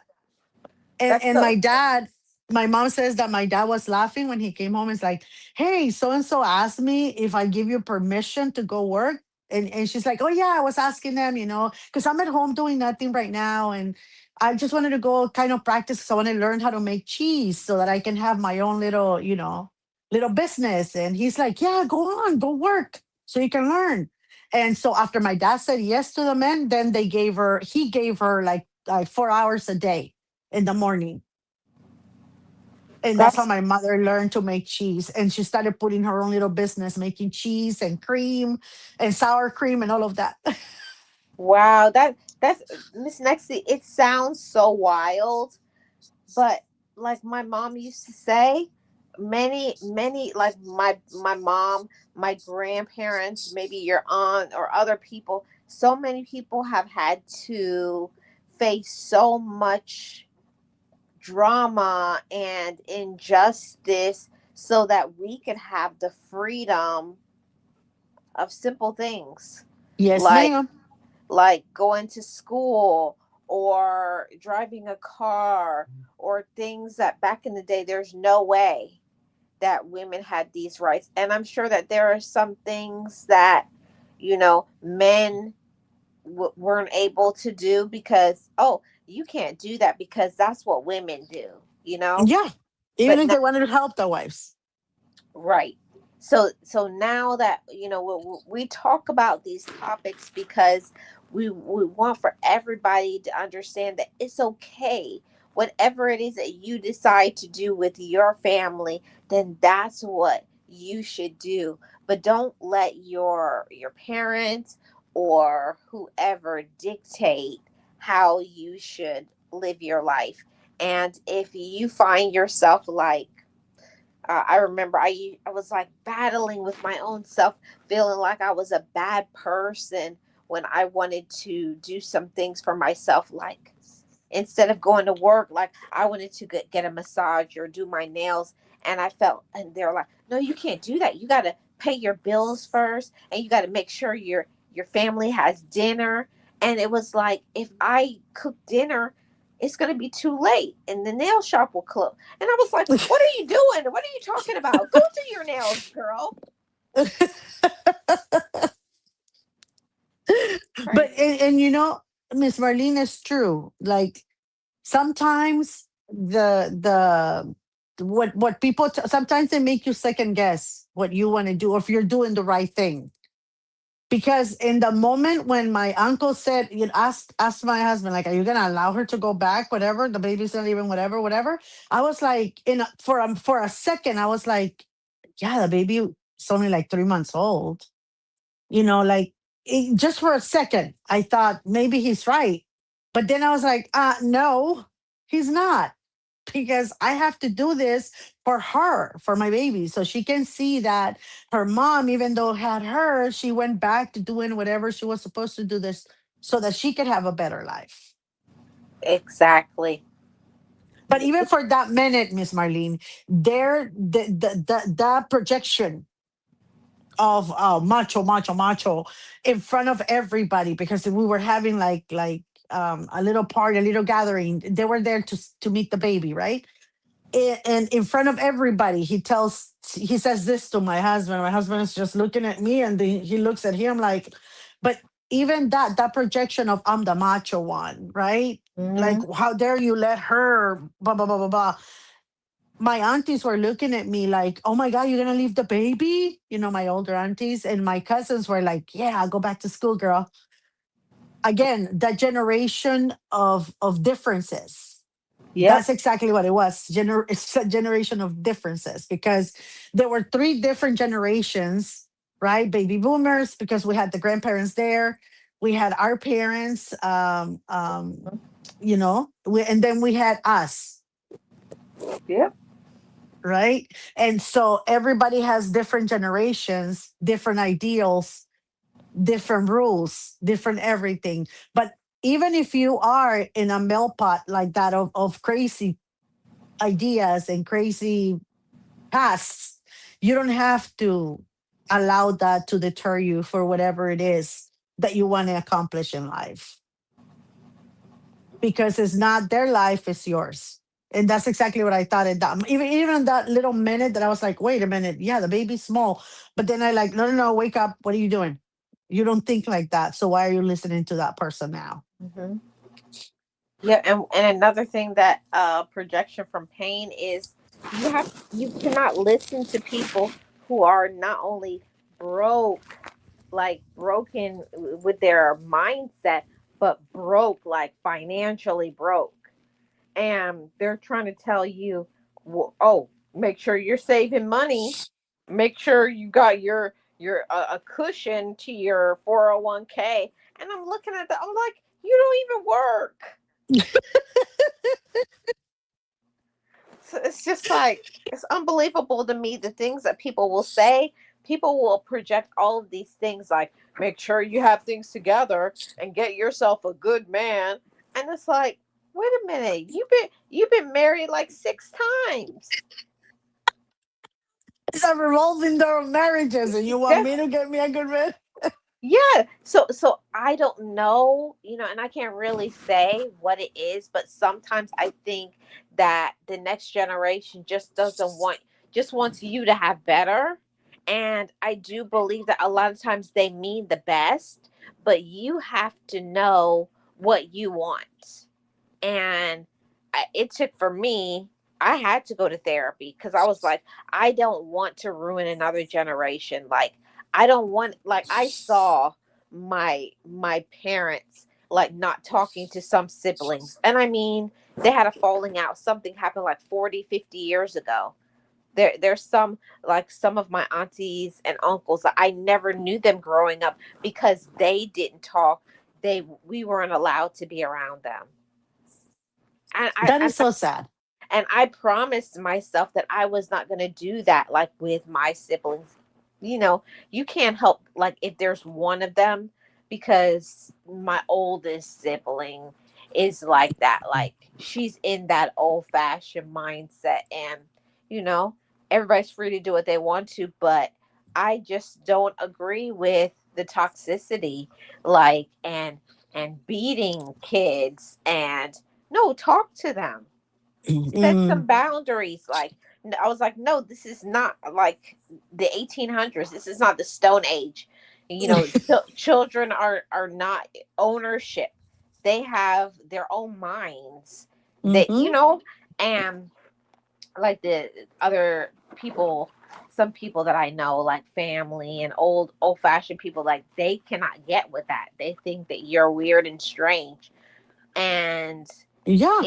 if if that's what other people want to do, it's fine. You do what you want to do. But as for me and mine, we're gonna communicate. We're gonna set boundaries. Like, I remember like the first time I told my siblings when I was started going to therapy, I told them I don't want to go. They go, okay. And I was like, okay. I was like, how long has this? They said you could have always. I was like, I've never wanted to go. And they was like, why did you just say? I was like, because I didn't want to hurt your feelings. And that, and for me, Miss Nexie, that feels so good that I don't have to live a fake life. Yeah, there you go. That Like, you don't have to live your life according to others, right. right? And it was like, yes, I will do things, go like go with them to some things, but some things it's like I don't like that. And it's like, okay, like we can have that sort of relationship that there's certain things that I will go to and there's certain things that I won't. And we talk about all of those things and we communicate and we don't just like we don't like things and then we ignore it or we show up to things and the whole time you're checking your watch or you're looking at your phone and you're like, oh my God, when am I going to get out of here? Like, you don't have to torture yourself. We're adults. We're the next generation. We're healed adults. So the things that you used to put up with, going to you with your family, going to these toxic get-togethers where everybody's talking about everybody and fighting and borrowing money and talking about this one's spouse. I'm not interested. I was like, you guys will never see me at any of those. And I just tell them because they're like, why don't you come? I was like, because it's nothing but drama. Mm-hmm. I was like, what? What? You know it's nothing but drama. Don't act surprised. I'm not going because I feel uncomfortable there. And it's like when you show up there, oh, look at you. You gained weight. Oh, I Mm. don't like your hair like that. You should put it back. Like you're living only to do what they like. Yeah, again, and you see them and you're like, you have gained weight too, but I don't bring it up to your attention. Yeah. Or those, Miss Marlene, are when we're children, when we go, or not children, but young ones, when we're Yeah. still young and we cannot really process or say anything because we haven't been healed yet, right? We haven't worked on our. Uh-oh. I think your mic went out, Miss Nexie. Or did my mic go out? You can hear me. Okay, it's back. Can you hear me? Yeah, it's back. Oh, Miss Marlene. Can you hear me? Miss Marlene? I hear you just fine. Miss Marlene? I'm here. Can you hear me? Yes. Uh, I'm going to put it in the chat. Miss Marlene? Can you hear me? Ah,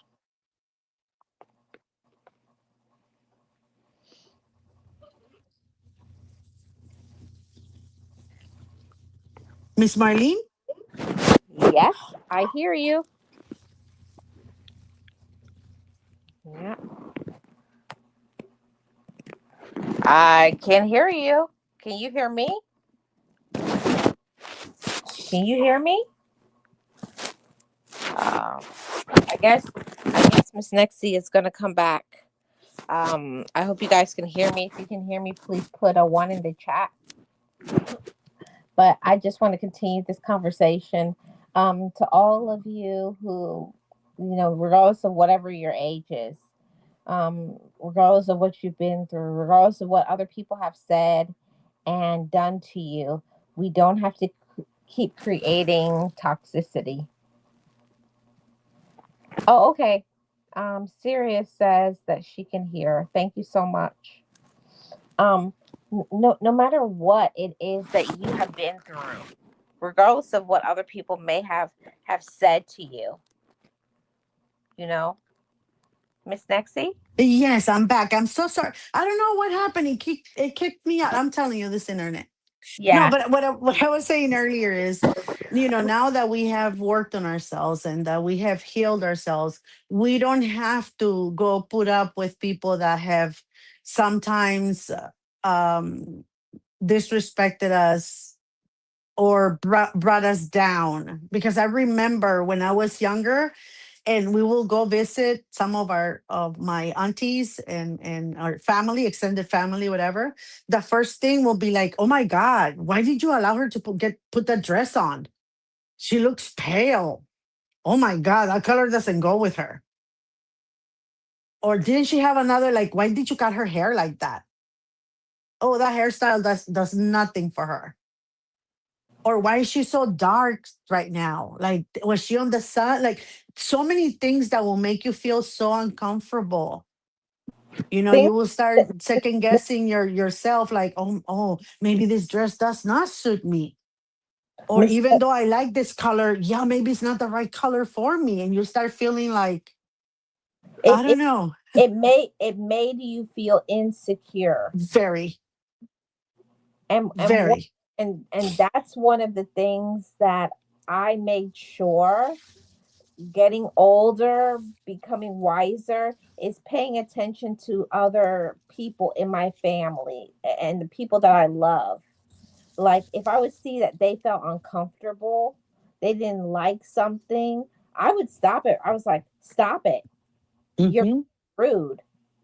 It's like, if you're so, like, have you ever been in this situation, Miss Nexie? Like, there's that one person. It could be a relative, it could be a friend of the family, but when they come in, all they do is they deflate everybody. Yes. Like, They they come, drain the fun. yeah, they're, yeah, they're what they call energy vampire. When they Yes. when they come in, oh, I don't like your hair. Oh, this. Oh, and your kid is a brat. Oh, Hmm. still with them, they're a loser. They're just popping everybody's balloon, Yeah. and that's all they do. And then they come and sit down. Oh, who cooked this? This food is terrible. Uh-huh. No, and it's, for me, Miss Nexie, it's, I just cannot. And I got to the point now where the people who are like that were um in my parents' circle, because I hate to say it, but a lot of the older relatives and the relatives' friends were very toxic. Very judgmental.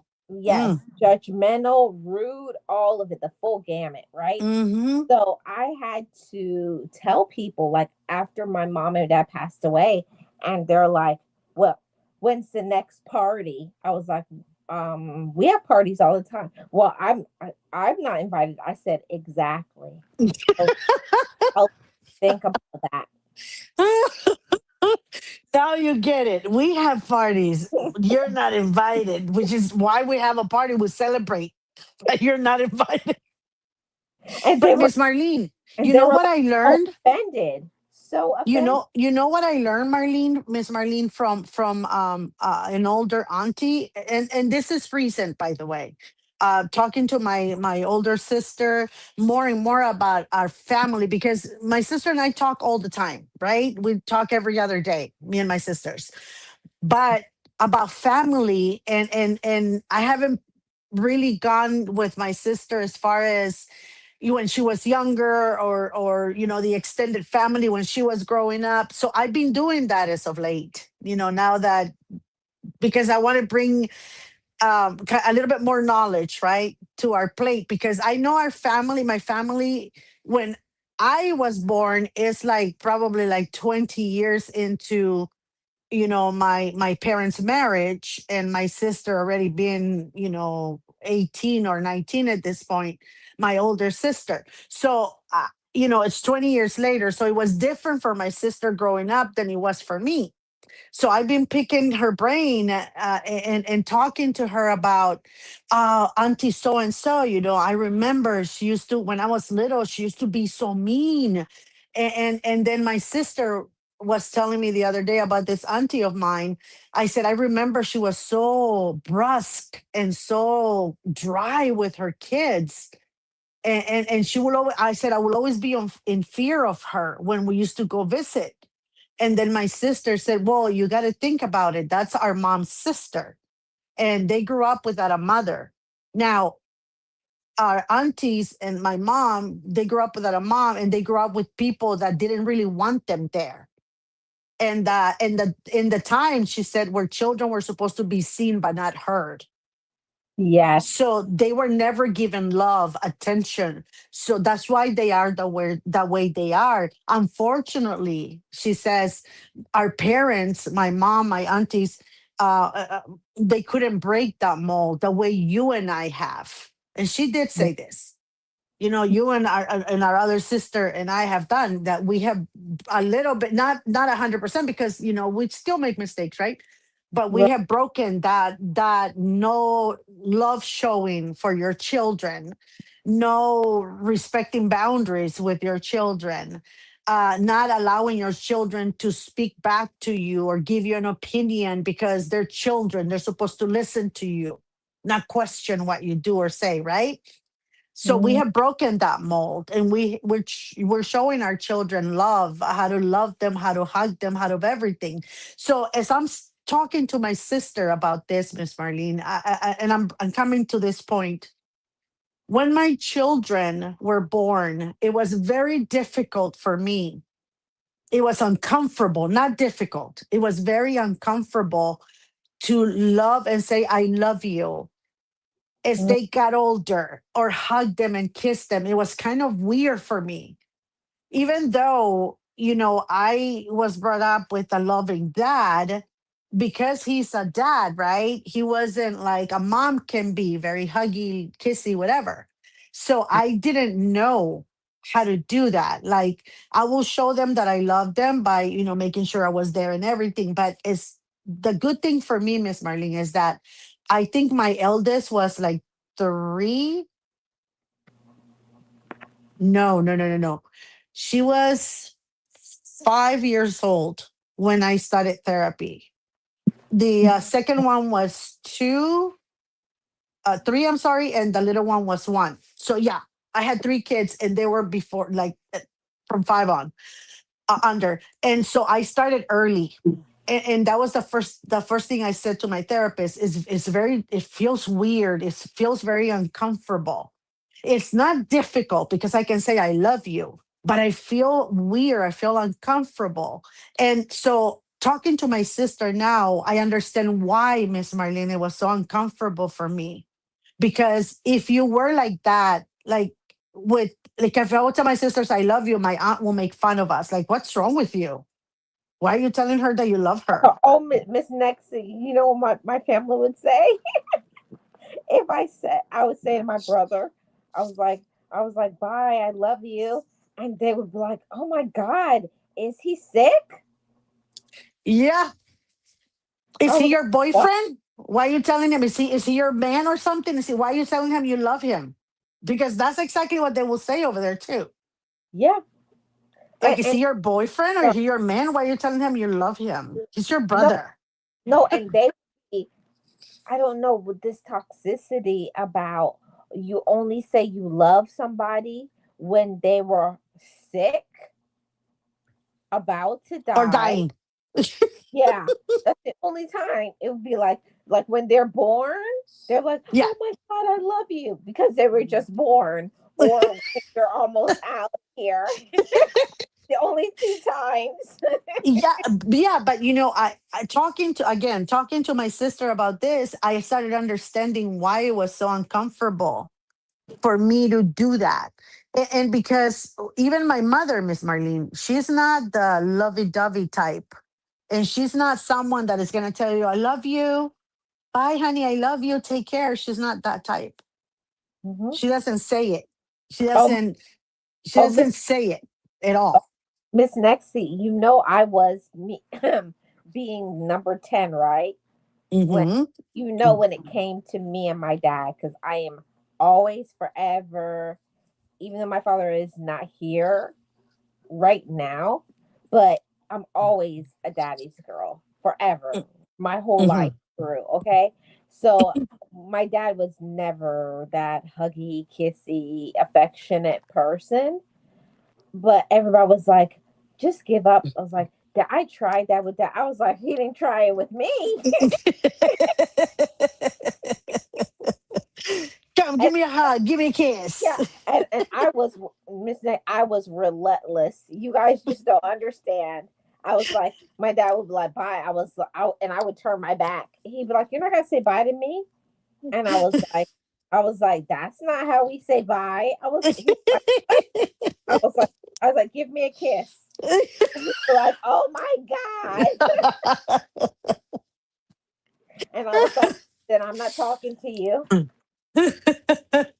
No, but my father did say to us, I love you, honey. Be careful, take care. He will hug us and kiss us, especially when we came to visit when he was leaving.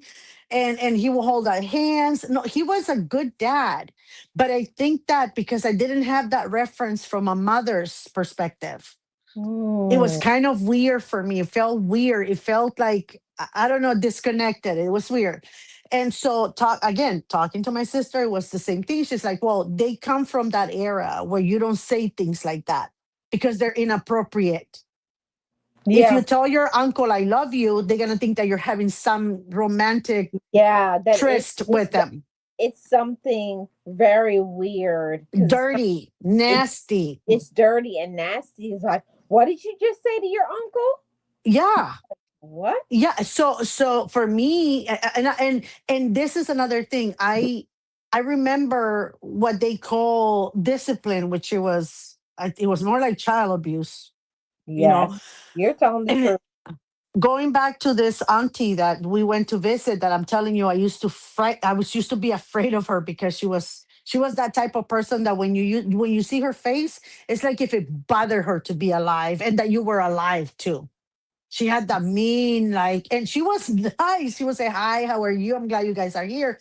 But that face, when you first encounter her, it was like it bothered her that you were living in this world and that she was alive with you, like No, that type of person. no, Miss Nexie, it was one of those things like because the times were changing. I don't know if you remember this, Miss Nexie, but like the awareness started to happen. I remember because I was young in the 80s when it was like those things start coming out like you need to talk, communicate. Mm, And I remember when it was all coming down, there was like, oh, do you hear these quacks talking mm, about communication?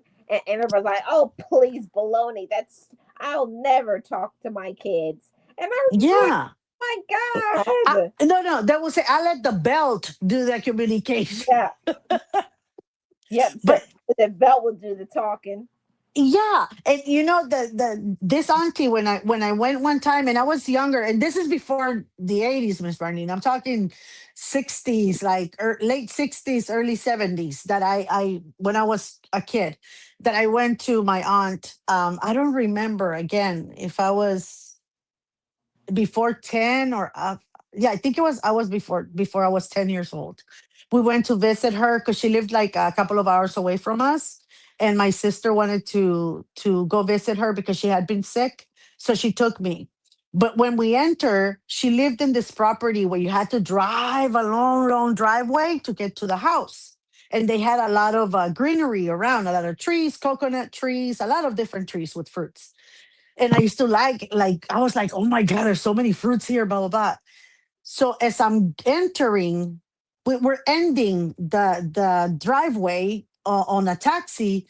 I look at my left and I see a boy, Miss Marlene, I don't know, a probably 12, 13-year old, tied up from their arms and their legs and extended. You know how I know from what each, you're talking about.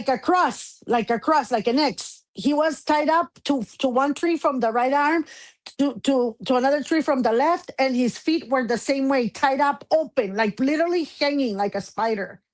And they were beating him up. His dad was punishing him. My Mhm. aunt, when we arrived, I do remember this because it was traumatic for me.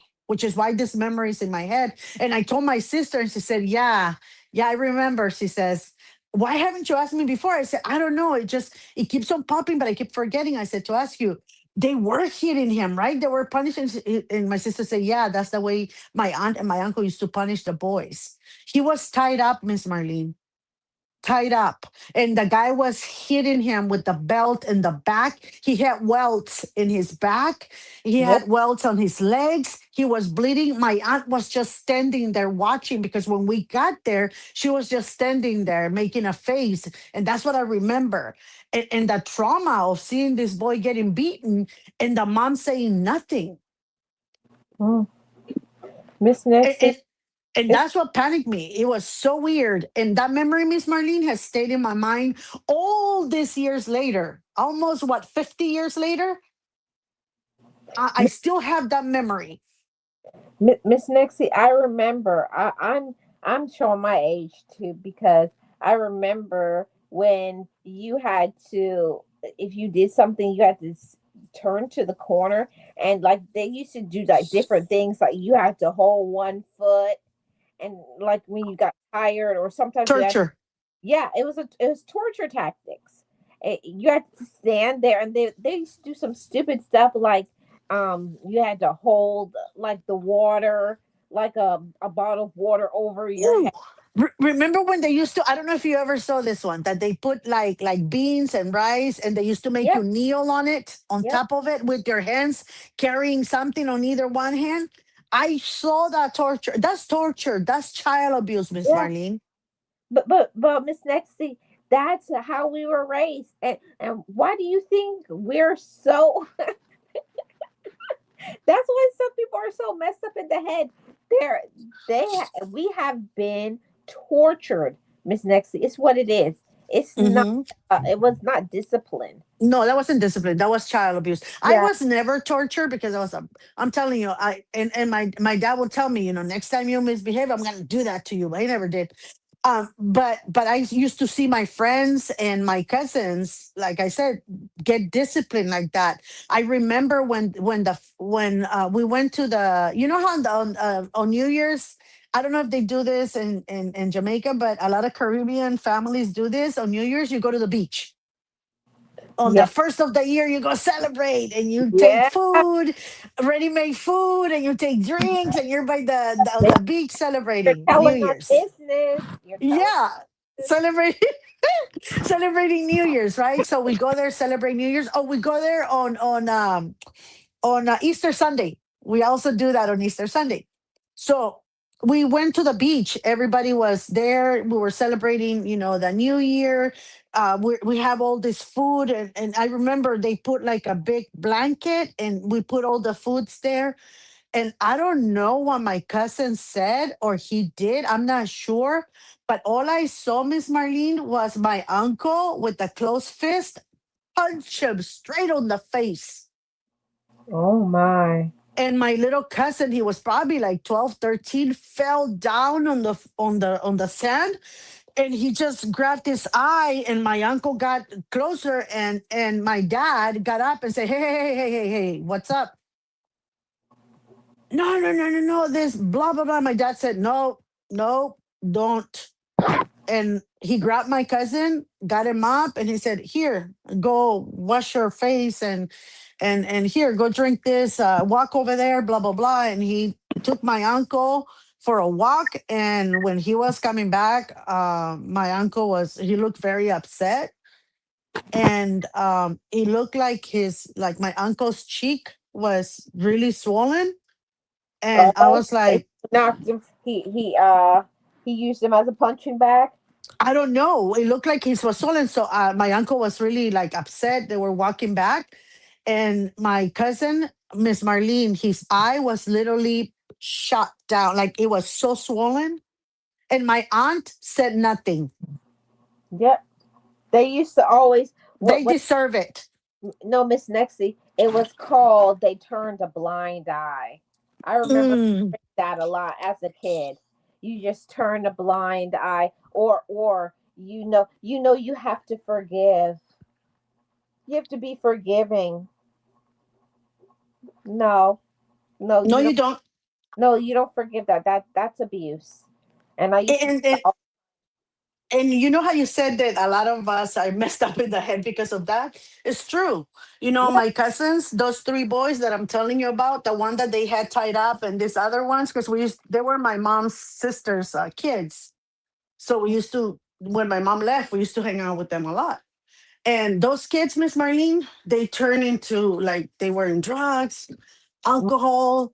They were like, lost. Of course, thank God they found their way. They got sober, clean, which, a matter of fact, a week ago, one of them passed away. Oh, I'm so But he was sorry. clean. He was clean. Thank you, Miss Martin. He was clean. He was sober. But you know, one thing they did do in like until the day he died, and so the rest of the kids, they hate their dad. They Wow. hate him. This guy, the one that passed away, one time when he was, because he went back home because he had a car accident, and he couldn't like be left alone, so his wife sent him to my cousin that lives over there, and he was staying with my cousin, and because he couldn't be left alone, he needed help walking and stuff. And his dad came over one time and he kicked him out. He was upset. He said, "Get the F out of my face." And this is because my cousin was telling me. Said that he Oh, grabbed him by the neck. He was choking him. what? Yes, my cousin did that to his dad. She grabbed him because his dad got close to him, and I don't know if he made him mad or whatever. But my cousin grabbed him and had him by the neck, and they had to separate him, and he wouldn't let go, and it was a big ordeal. But it's all that hate that from the abuse. Yeah. And Miss Nexie, what I'm seeing, because now we are the generation that is now we're taking care of all of the ones that did things to us. Like maybe it could be your parents, grandparents, aunts, uncles, whoever. And now I have Miss Nexie, I have seen some things. Oh boy, have I seen? And I'm not Miss Nexie, I'm not condoning it. No, but you cannot But get in between a parent and a child. They have to hash things out whatever way they have. They have to. I've heard some conversations like, I mean, they're bringing up trauma from like 50 years ago. Remember, and Yep. they remember like the year when things are. You remember Yep. in 67? Remember And when indeed, I remember when I Miss wanted that Marlene, bike and you wouldn't Miss get it. Marlene, I already heard that with my brothers to my mom. Oh, now you're talking about don't hit children. Oh, do you remember when I was 13 and you beat the living out of me and you busted my lip, you busted my eye, Yeah, and she stays quiet because there's no way that is not true because she did it. yeah. Mm. And you cannot say anything because first it's not with me, it wasn't my time. And second, they have to heal. They have to talk it out. Even if our parents don't like it, we have to bring up certain things in order to heal. Yeah, Miss Nexie, we had a very big problem one time in our family with, and it was all because of, an aunt and her son, and how, she was with the iron fist, one of those, Ooh. always that, Yep. it was like she raised her kids like it was the military, Ooh. you know they didn't get to be kids. Yep. And I used to, not like we had a perfect upbringing over at our house, but we still got opportunities to play and to be Yeah. children. It wasn't like what is it like, being in the, what is it called, basic training. In boot camp. In Yeah. boot camp, right? Yeah, we were in boot camp, so we still had some childhood, but I used to feel so bad for my cousins. Like And they brought it so up. bad. Yes, because it was something now this was years ago. Projecting the Yes. pain, Miss Arlene. There So, you go. so it was all of that, and it came to a head because now the roles have flipped, and now my aunt had needed her son to do something, and he was like, "Oh, oh, you need me now. Ooh. What about when I needed you?" Ooh. And it got to be, and everybody was like, "What? But she needs help." And he's like, "Well, because then you come and help her. I'm not helping." Oh. Yeah, and people will think it's harsh, and Miss Nexie, I'm not gonna agree with, but listen, if you've been trying to get to somebody and talk to them and they never wanted to hear it, sometimes the only way that people are going to be able to understand and learn something is experience. Yeah. You remember those? It's like, remember when I wanted to hug? Now you want me to hug you? And Mm-hmm. he started saying the same things to his mother. Remember when I wanted a hug and you told me to suck it up because you're a boy? Then he said to his mom, "Suck it up." Mm-hmm. He said that And it doesn't Miss feel good, does it? and you know, Miss Marlene, as family, you cannot get involved. And this is the one thing I told my sister, because my sister, when my brother will go off, because my mom comes over, and because my sister lives back home, right? My eldest, the oldest of us. Right. She was the firstborn. So she lives back home with her husband, and her kids are old already, so they're out of the house, but they live over there.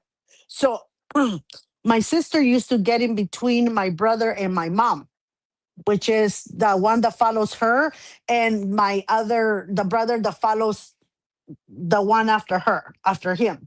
So they used to gang up on my mom sometimes because my mom will say certain things. Oh, you guys are not nice. You guys are not this. And my brothers will go off on her like, oh, really?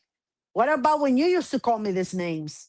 Do you remember when you threw Wow. the iron at me and it was hot and you hit me on the face?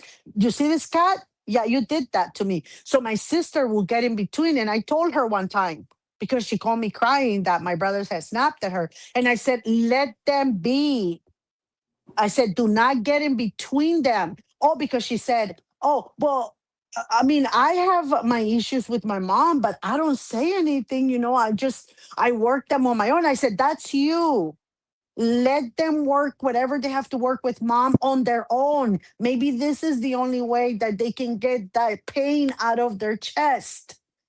And by doing so, talking to her, maybe she will understand why they are behaving now the way they are behaving. And hopefully, by going through that, they're not going to do the same thing my mother did to us, to their kids. Right. So I told her, don't get in between. Don't judge any of them. Don't judge my mom. Don't judge them. Let them fight it out. It's between them, because you're going to get in between and you're going to be the one that they're going to end up hating. They're going to make up, they're gonna be okay, and they're gonna be mad at you. That's I said, exactly so what let happened. him, because you. Oh, and I told her, I said, everybody that processes trauma differently. If your trauma, you're processing it by going to therapy, by going into the church, by talking to your priest, by attending classes or blah blah blah, by talking with friends. That's the way you're processing yours, because that's the way it works for you. Our brothers process their trauma differently. Let them. Mm-hmm. And And Miss she's like, should I Miss, let him just fight it out? But my mom, I said, let her take it. She used to yep. give it to them. Let her take it. It's between them. Miss Nexie, unfortunately, some people, the only way that they can ever make peace is they have to seek revenge. Yep. Yeah, and I know that doesn't sound nice, and Because you're not doing it. we do not condone violence. Okay, No, we don't. But we we don't. cannot get in We between don't. other people's traumas and expect them to follow it, Miss Marlene, or do it or deal with our trauma the way you and I do.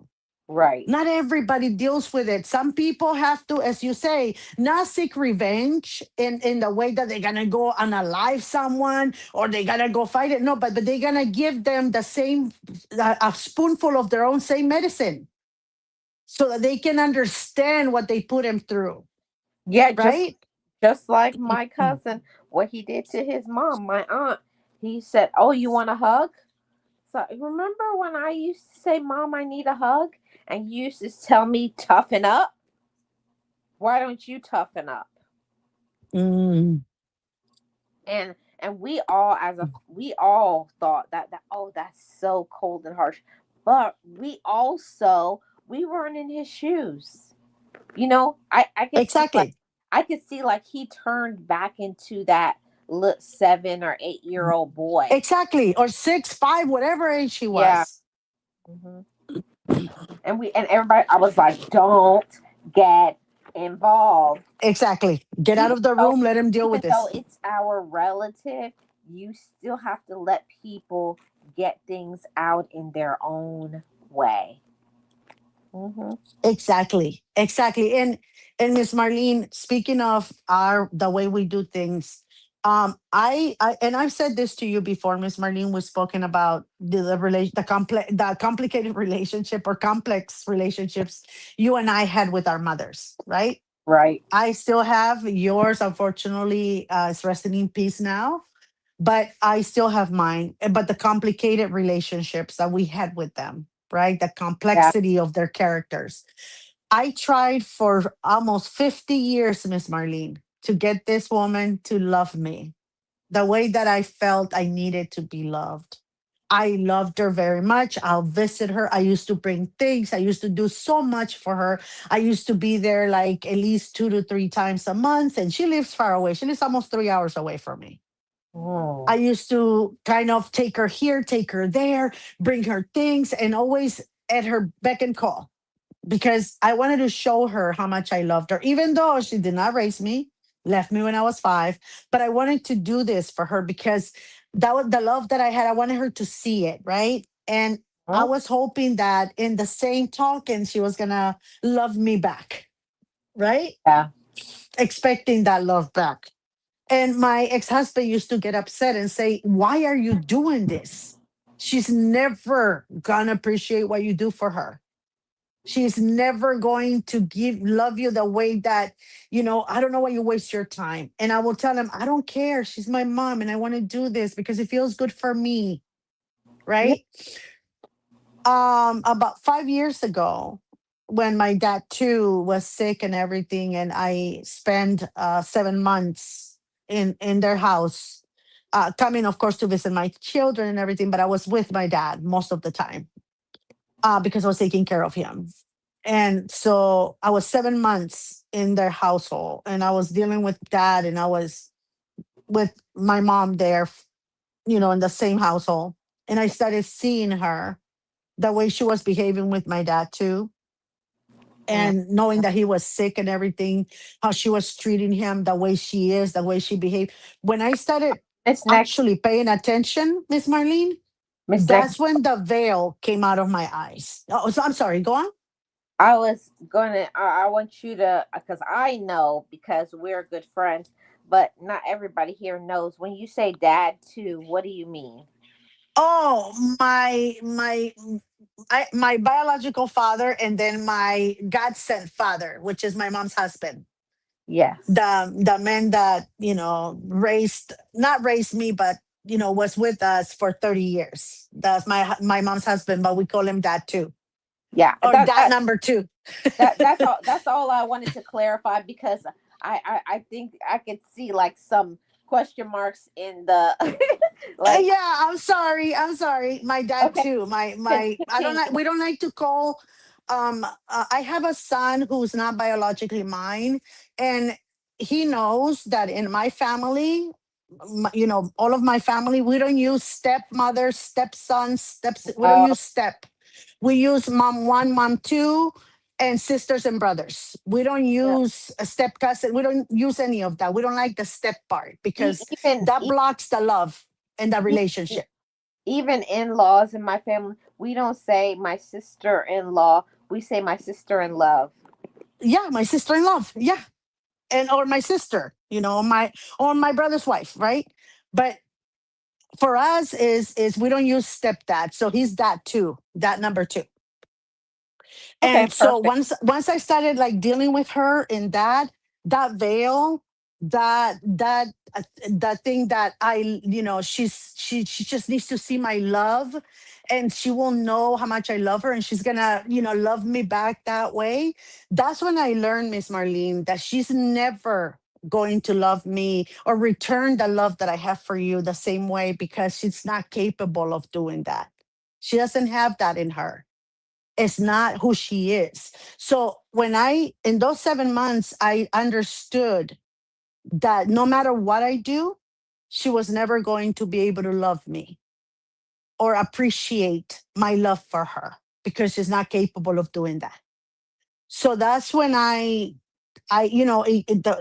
just stopped and said, she's so traumatized from her past, from the lack of not having a mother. She was bouncing from family to family who didn't even want her or her siblings. All that trauma, she has never been able to overcome it. So she is that little wounded girl at 9 years old that was without a mother. So she cannot allow you to love her, and she cannot return the love that you give her back, because she doesn't know how. Exactly. So that's when I understood that I had to stop expecting that from her and just love her. That's it, That's without the expecting anything back. that and that's the thing, Miss Nexie, that I had to learn that I had to save myself. And it's not selfish. And therapy helped me with that so much, because I used to have so much guilt behind, like how we were raised. Oh, you have to do this because that's your family. And you have to do, and you have to help, and you have to give them money, and you have to do this. And I had to learn, Miss Nexie, to free myself. Mm-hmm. I really, honestly, I had to free myself from the projections, from the insecurities, from the judgment, from all of it, and give myself the permission to say, this is my life now. And Mm-hmm. I'm an adult, Yeah, exactly, Miss and I Marlene. make the choice now. Exactly. And again, we cannot blame, because the thing that I don't know if therapy did this for you as well, Miss Marlene, but what therapy helped me understand is not to hold grudges against those people that have hurt us, that have insulted us, that have put us down, that have harmed us in many ways, in ways that they don't even freaking know they have. They don't remember they have, right? Therapy helped me not hold a grudge, not hate them, not, resent them, not hold that grudge that I could have if I would have not worked on myself. Because again, they are the projection of their parents' pain, their grandparents' pain that has never been Uh, worked up. We're the first generation to overcome that and not project on the next generation. But my uncles, aunties, all of them, their projections of their parents, all the pain that they inflicted on them, they projected it back on us because they thought that was normal. They thought that it was okay for them to say, "Oh my God, you're thin. You're like a rail. You're not gonna have any front or any back," in front of everybody, including boys, thinking that it's okay to say that to a girl of 12 or 13. You're yeah, like a thin little rail, not no front. You're not gonna have nothing in the front, nothing in the back. yeah, And oh, they thought it yeah, was okay. yeah. Embarrassing. That is one of the things that I cannot stand. It burns me up when I Mm-hmm. see, even if it's not somebody that I know, embarrassing their whoever in public. It could be a husband, it could be your children, it could be sibling, it could be a friend. I cannot stand. It's one of my biggest pet peeves in life when you are around somebody and they air your dirty laundry in public. Mm-hmm. I hate that. It's one of the I mean, if you want to see me turn, what do you call it? Turn from Jekyll to Hyde.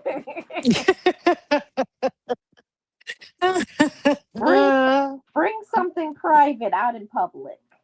Trust me. Yeah. You're gonna be like, who is that? Yeah. Because you can defend that now because you know what it did to you, how much it how much it hurt you, how dark you had to go deep inside of you with all those insults, that you had to crawl back out to have the sunshine and the light that you are now and that you have now. But therapy allowed me to see that in a different wavelength, see Yeah. them as the wounded children that they were, as the wounded adults that they're still going with the little wounded child. It allowed me to say, I forgive you, and I'm not going to hold a grudge because you are hurt too. And hurt people, right? Right. So I had to forgive, let go, and therapy helped me do that. But Help me kind of compartmentalize everything and say, hey, wait a minute. I can distinguish what not to do and what not to do with my children, what not to say to them. How can I lift them up instead of bringing them down? I have learned that because, we're a little bit more educated than they were. Second, we're going to therapy. Mhm. Third, we're constantly, reading things, watching things, evolving. Right. So it's different than they were. And also, Miss Nexie, we also have become accountable, and I think that that's something that has skipped from previous generations. They would Yes. love to highlight what other people have done wrong, but they never will look at themselves and say, "Oh, I was rude. I was wrong. That Oh was no, they're quick to point. Did you see how she answered me? Are you gonna let her do that to me? Oh my God, your child is so disrespectful. But not yeah." in 1 minute do they say she just answered back the insult that you gave her 5 seconds ago. Hmm. Yep. When, Oh when my God, Miss Marlene, 2 hours and 30 minutes. I know, that's what I was just about to wrap it up. Um, I just feel that that's one of the projections that it needs to stop. We have to stop taking our pain, our hurt, our sadness, fears, insecurities from what happened. And it could be from when you were a little girl or a little boy, or from your ex or your siblings, whatever void or abandonment or pain or hurt or whatever that you have, don't take that and put that on to somebody else. And it's not just in families, you know. Mhm. I've seen people project their pain on people on social media, and I'd be like, dude, you don't even know me. Mhm. Like oh, I'll give you an example, Miss Nexie. I did my live and somebody says, oh, I would be doing a live in the middle of the day if I didn't work. I was like, yeah. I said, what is that scripture that says, out of the heart the mouth speaks. So Again, I'm just people have their own opinions, right? They have their own, but they don't even know. And again, we go back to people being too quick to speak before they think. they don't even know you. Exactly. Think before you speak. That's the always been the advice that I gave my children because my father gave it to me. Before you react, before the actual think, Yeah. And rationalize, honey. Think before you speak. Think before you act. Because maybe that person didn't mean it that way, but that's the way you took it. right. Right? So you have to think. Now, this person saying if I didn't work, I will have that is this person paying your bills? Do they Yeah, know where you yeah, Miss live? Nixie, and another one, like I hear all the time, because you everybody here knows that I have multiple YouTube channels. Oh, I would have multiple YouTube channels if I didn't have anything to do. Anything else? Anything better to do? Yeah, it's like, if I had a boring life. Hmm, that's a projection for sure. The whole thing, Miss Nixie, that people don't understand, anything that it is that you want, you can do it. But No, and they think that it's so easy to have all these oh, channels oh, it's going. so, oh, Miss Nixie, it's easy. And like people say, oh, it's so easy to be a content creator. And I said, where is your channel? Listen, yeah, yeah, Girl, you know me, Miss Marlene. I don't have the patience or the time or anything to have I said this to you yeah, before because I am so grateful that you give me your time and your space here and your channels because I will never be able to do this on my own. I don't even know where to start, yeah. But but I my don't have the patience. That's the thing. Ugh.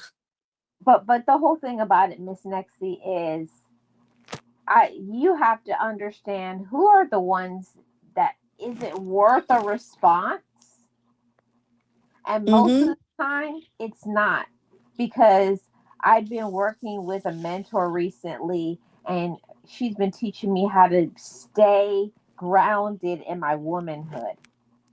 It's very Yeah. powerful when you're grounded in who you are, even when people come and you're like it's annoying, it's a projection, you don't like it, but you never allow people to uproot you, disrupt you, or distract you from your purpose. You stay focused. Like my dad Mm-hmm. used to always say, let your actions prove who you are. Without you Mm-hmm. don't have to say one word. Nope. You gotta say, Nope. uh, oh, go ahead, Miss Nick. And haters gonna hate, as they say, right? Sometimes when we see people being triumphant, and I don't mean that you have 100,000, 200,000 followers. That's not what I mean. That you have to be a good content creator because you have that following. No, what I'm saying is there are some channels that are small, but they are such good channels So because you go good. there and you learn and you express and every day whatever they put out, there, you get something out of it that Mm-hmm. gives you a good vibe that makes your day better. Okay, you don't. A channel is not successful because it has many followers. No, it's who follows them and appreciates them and The hard continue to work. come to you and value your hard work. Yeah. That's what a successful someone that has the kind of personality to do something like what you're doing. I told you before, Miss Marlene, I couldn't catch up. I couldn't catch up with you in a red light, girl. I couldn't. Your level is way off. You are But so dedicated, so honed into your projects and everything. I couldn't do that because I don't have the patience to. I but don't. but Miss Nexie, I'll share something with you. The reason why I am the way that I am, and I'm sharing something very vulnerable, something very sensitive, but it's because of there was a time in my life where I was told that I couldn't do things right. I wasn't good enough. I didn't Mm-hmm. deserve to have things. So now that I am standing in my womanhood, I know who I am. I know what I'm capable of. I know my intelligence. I know who covers me. It's unlimited. Now it's up to me what I want to do. Yeah, So, and you're good at it, and you're doing a great job. And again, this is what you're made for. You do a great thing here, and we all appreciate it, and we all love you for that. oh, you guys. I couldn't do it, Miss Marlene. I've said this to you before. I cannot have my own because I would probably forget to post something. They'll close it. They'll demonetize me because I don't have. You know what I No, mean? no, you So wouldn't. No, you wouldn't, because I I don't was have the all over patience, you. and it's not something I like, Miss Marlene. Because See, in that's order for you it. to create this, be a content creator, you have to like that because No, you have to invest so many hours, so many resources, yeah, you have to inquire so much everywhere to get your yeah, material to do. There's so much that goes in that when somebody says, if I didn't have a job, this what I'll be doing all day. No, this will be your job. And you will make sure to get paid because otherwise you will have no income to live off. right. Miss Nexie, I will say some. I don't know. I don't know how to say, and I'm not trying to be rude or anything, but for me, I don't like this. I love it. Mm-hmm. It's who I am. That's what other people don't understand. I'm not just here and I go live and I talk about a topic because I read it in a book. No, I live this. I've Yes, we healed from have. things. I've been knocked down, pushed aside, abused. Like, people just don't understand. They just think, oh, she's just a content creator. No, I have a story. I have a Mm-hmm. drive. I I I I go live every week to show other people that are just like me because I'm no different Mm-hmm. than anybody else. I'm not high and mighty, but I just want to show other people that no matter what you've been through, what you've survived, you can always shift your present and your Mm-hmm. future. You don't have to stay angry and dark and miserable and complaining. Do something about it. I Yeah. that's why I do this. That's And why. this, if this is what you like, trust me, people that do the content creation, they have jobs because you're Mhm. not gonna get paid much from it. No. You know what I mean? Like you have to have a job, otherwise you won't have food on the table. You won't have a roof over your head. You wouldn't have internet to do your content with. So Yep. we all have to work in order to have something like this. It's not just like, oh yeah, I'm a content creator now, so I'm not gonna work anymore. Yeah, that's not how it works. Hmm. So you have actually three jobs instead of just the one Yep. Good. when you have a channel. Yep. Imagine having three. Yeah. No, Miss Nexie. Actually, it's four now. I'm gonna hang up on you right now. That's it. I'm done. I'm done. I'm done with you. I'm done with you. But I'm being honest. I'm being honest. I do have four. But but I wanted to say to every single one of you to be inspired by this message today. And anything that has happened previously in the past, abandonment, abuse, trauma, negativity, anything that has maybe knocked you down for a while, discouraged you, affected your mental health, we are not the product of our past. We are the product of what we believe that we are. You've got to believe in Amen to yourself it. and give yourself the ability to reset. So, Miss Nexie, and final words. Miss Marlene, this time, no, just have a great weekend, everyone. Please rest. Go outside, just take in this beautiful heat. No, don't. It's too hot. But enjoy the weekend, whether it's indoors or outdoors. It doesn't matter. Just enjoy, rest, reset, begin the week anew, and enjoy life because it's way too short to waste. Right, That's exactly. all. Thank you for Thank you, having me, Miss Marlene. thank you so much, Miss Nexie, and shout out to all my awesome mods in the building. If they're content creators, James! check out their James! content, Chill Will Crew, and thank you to my awesome mods, Sirius and Always, and James, and everybody, thank you for your support and anybody who's listening in the background. We always hope that this information is helpful. Hey, First Lady. Nice to see you again. James, nice to see you again.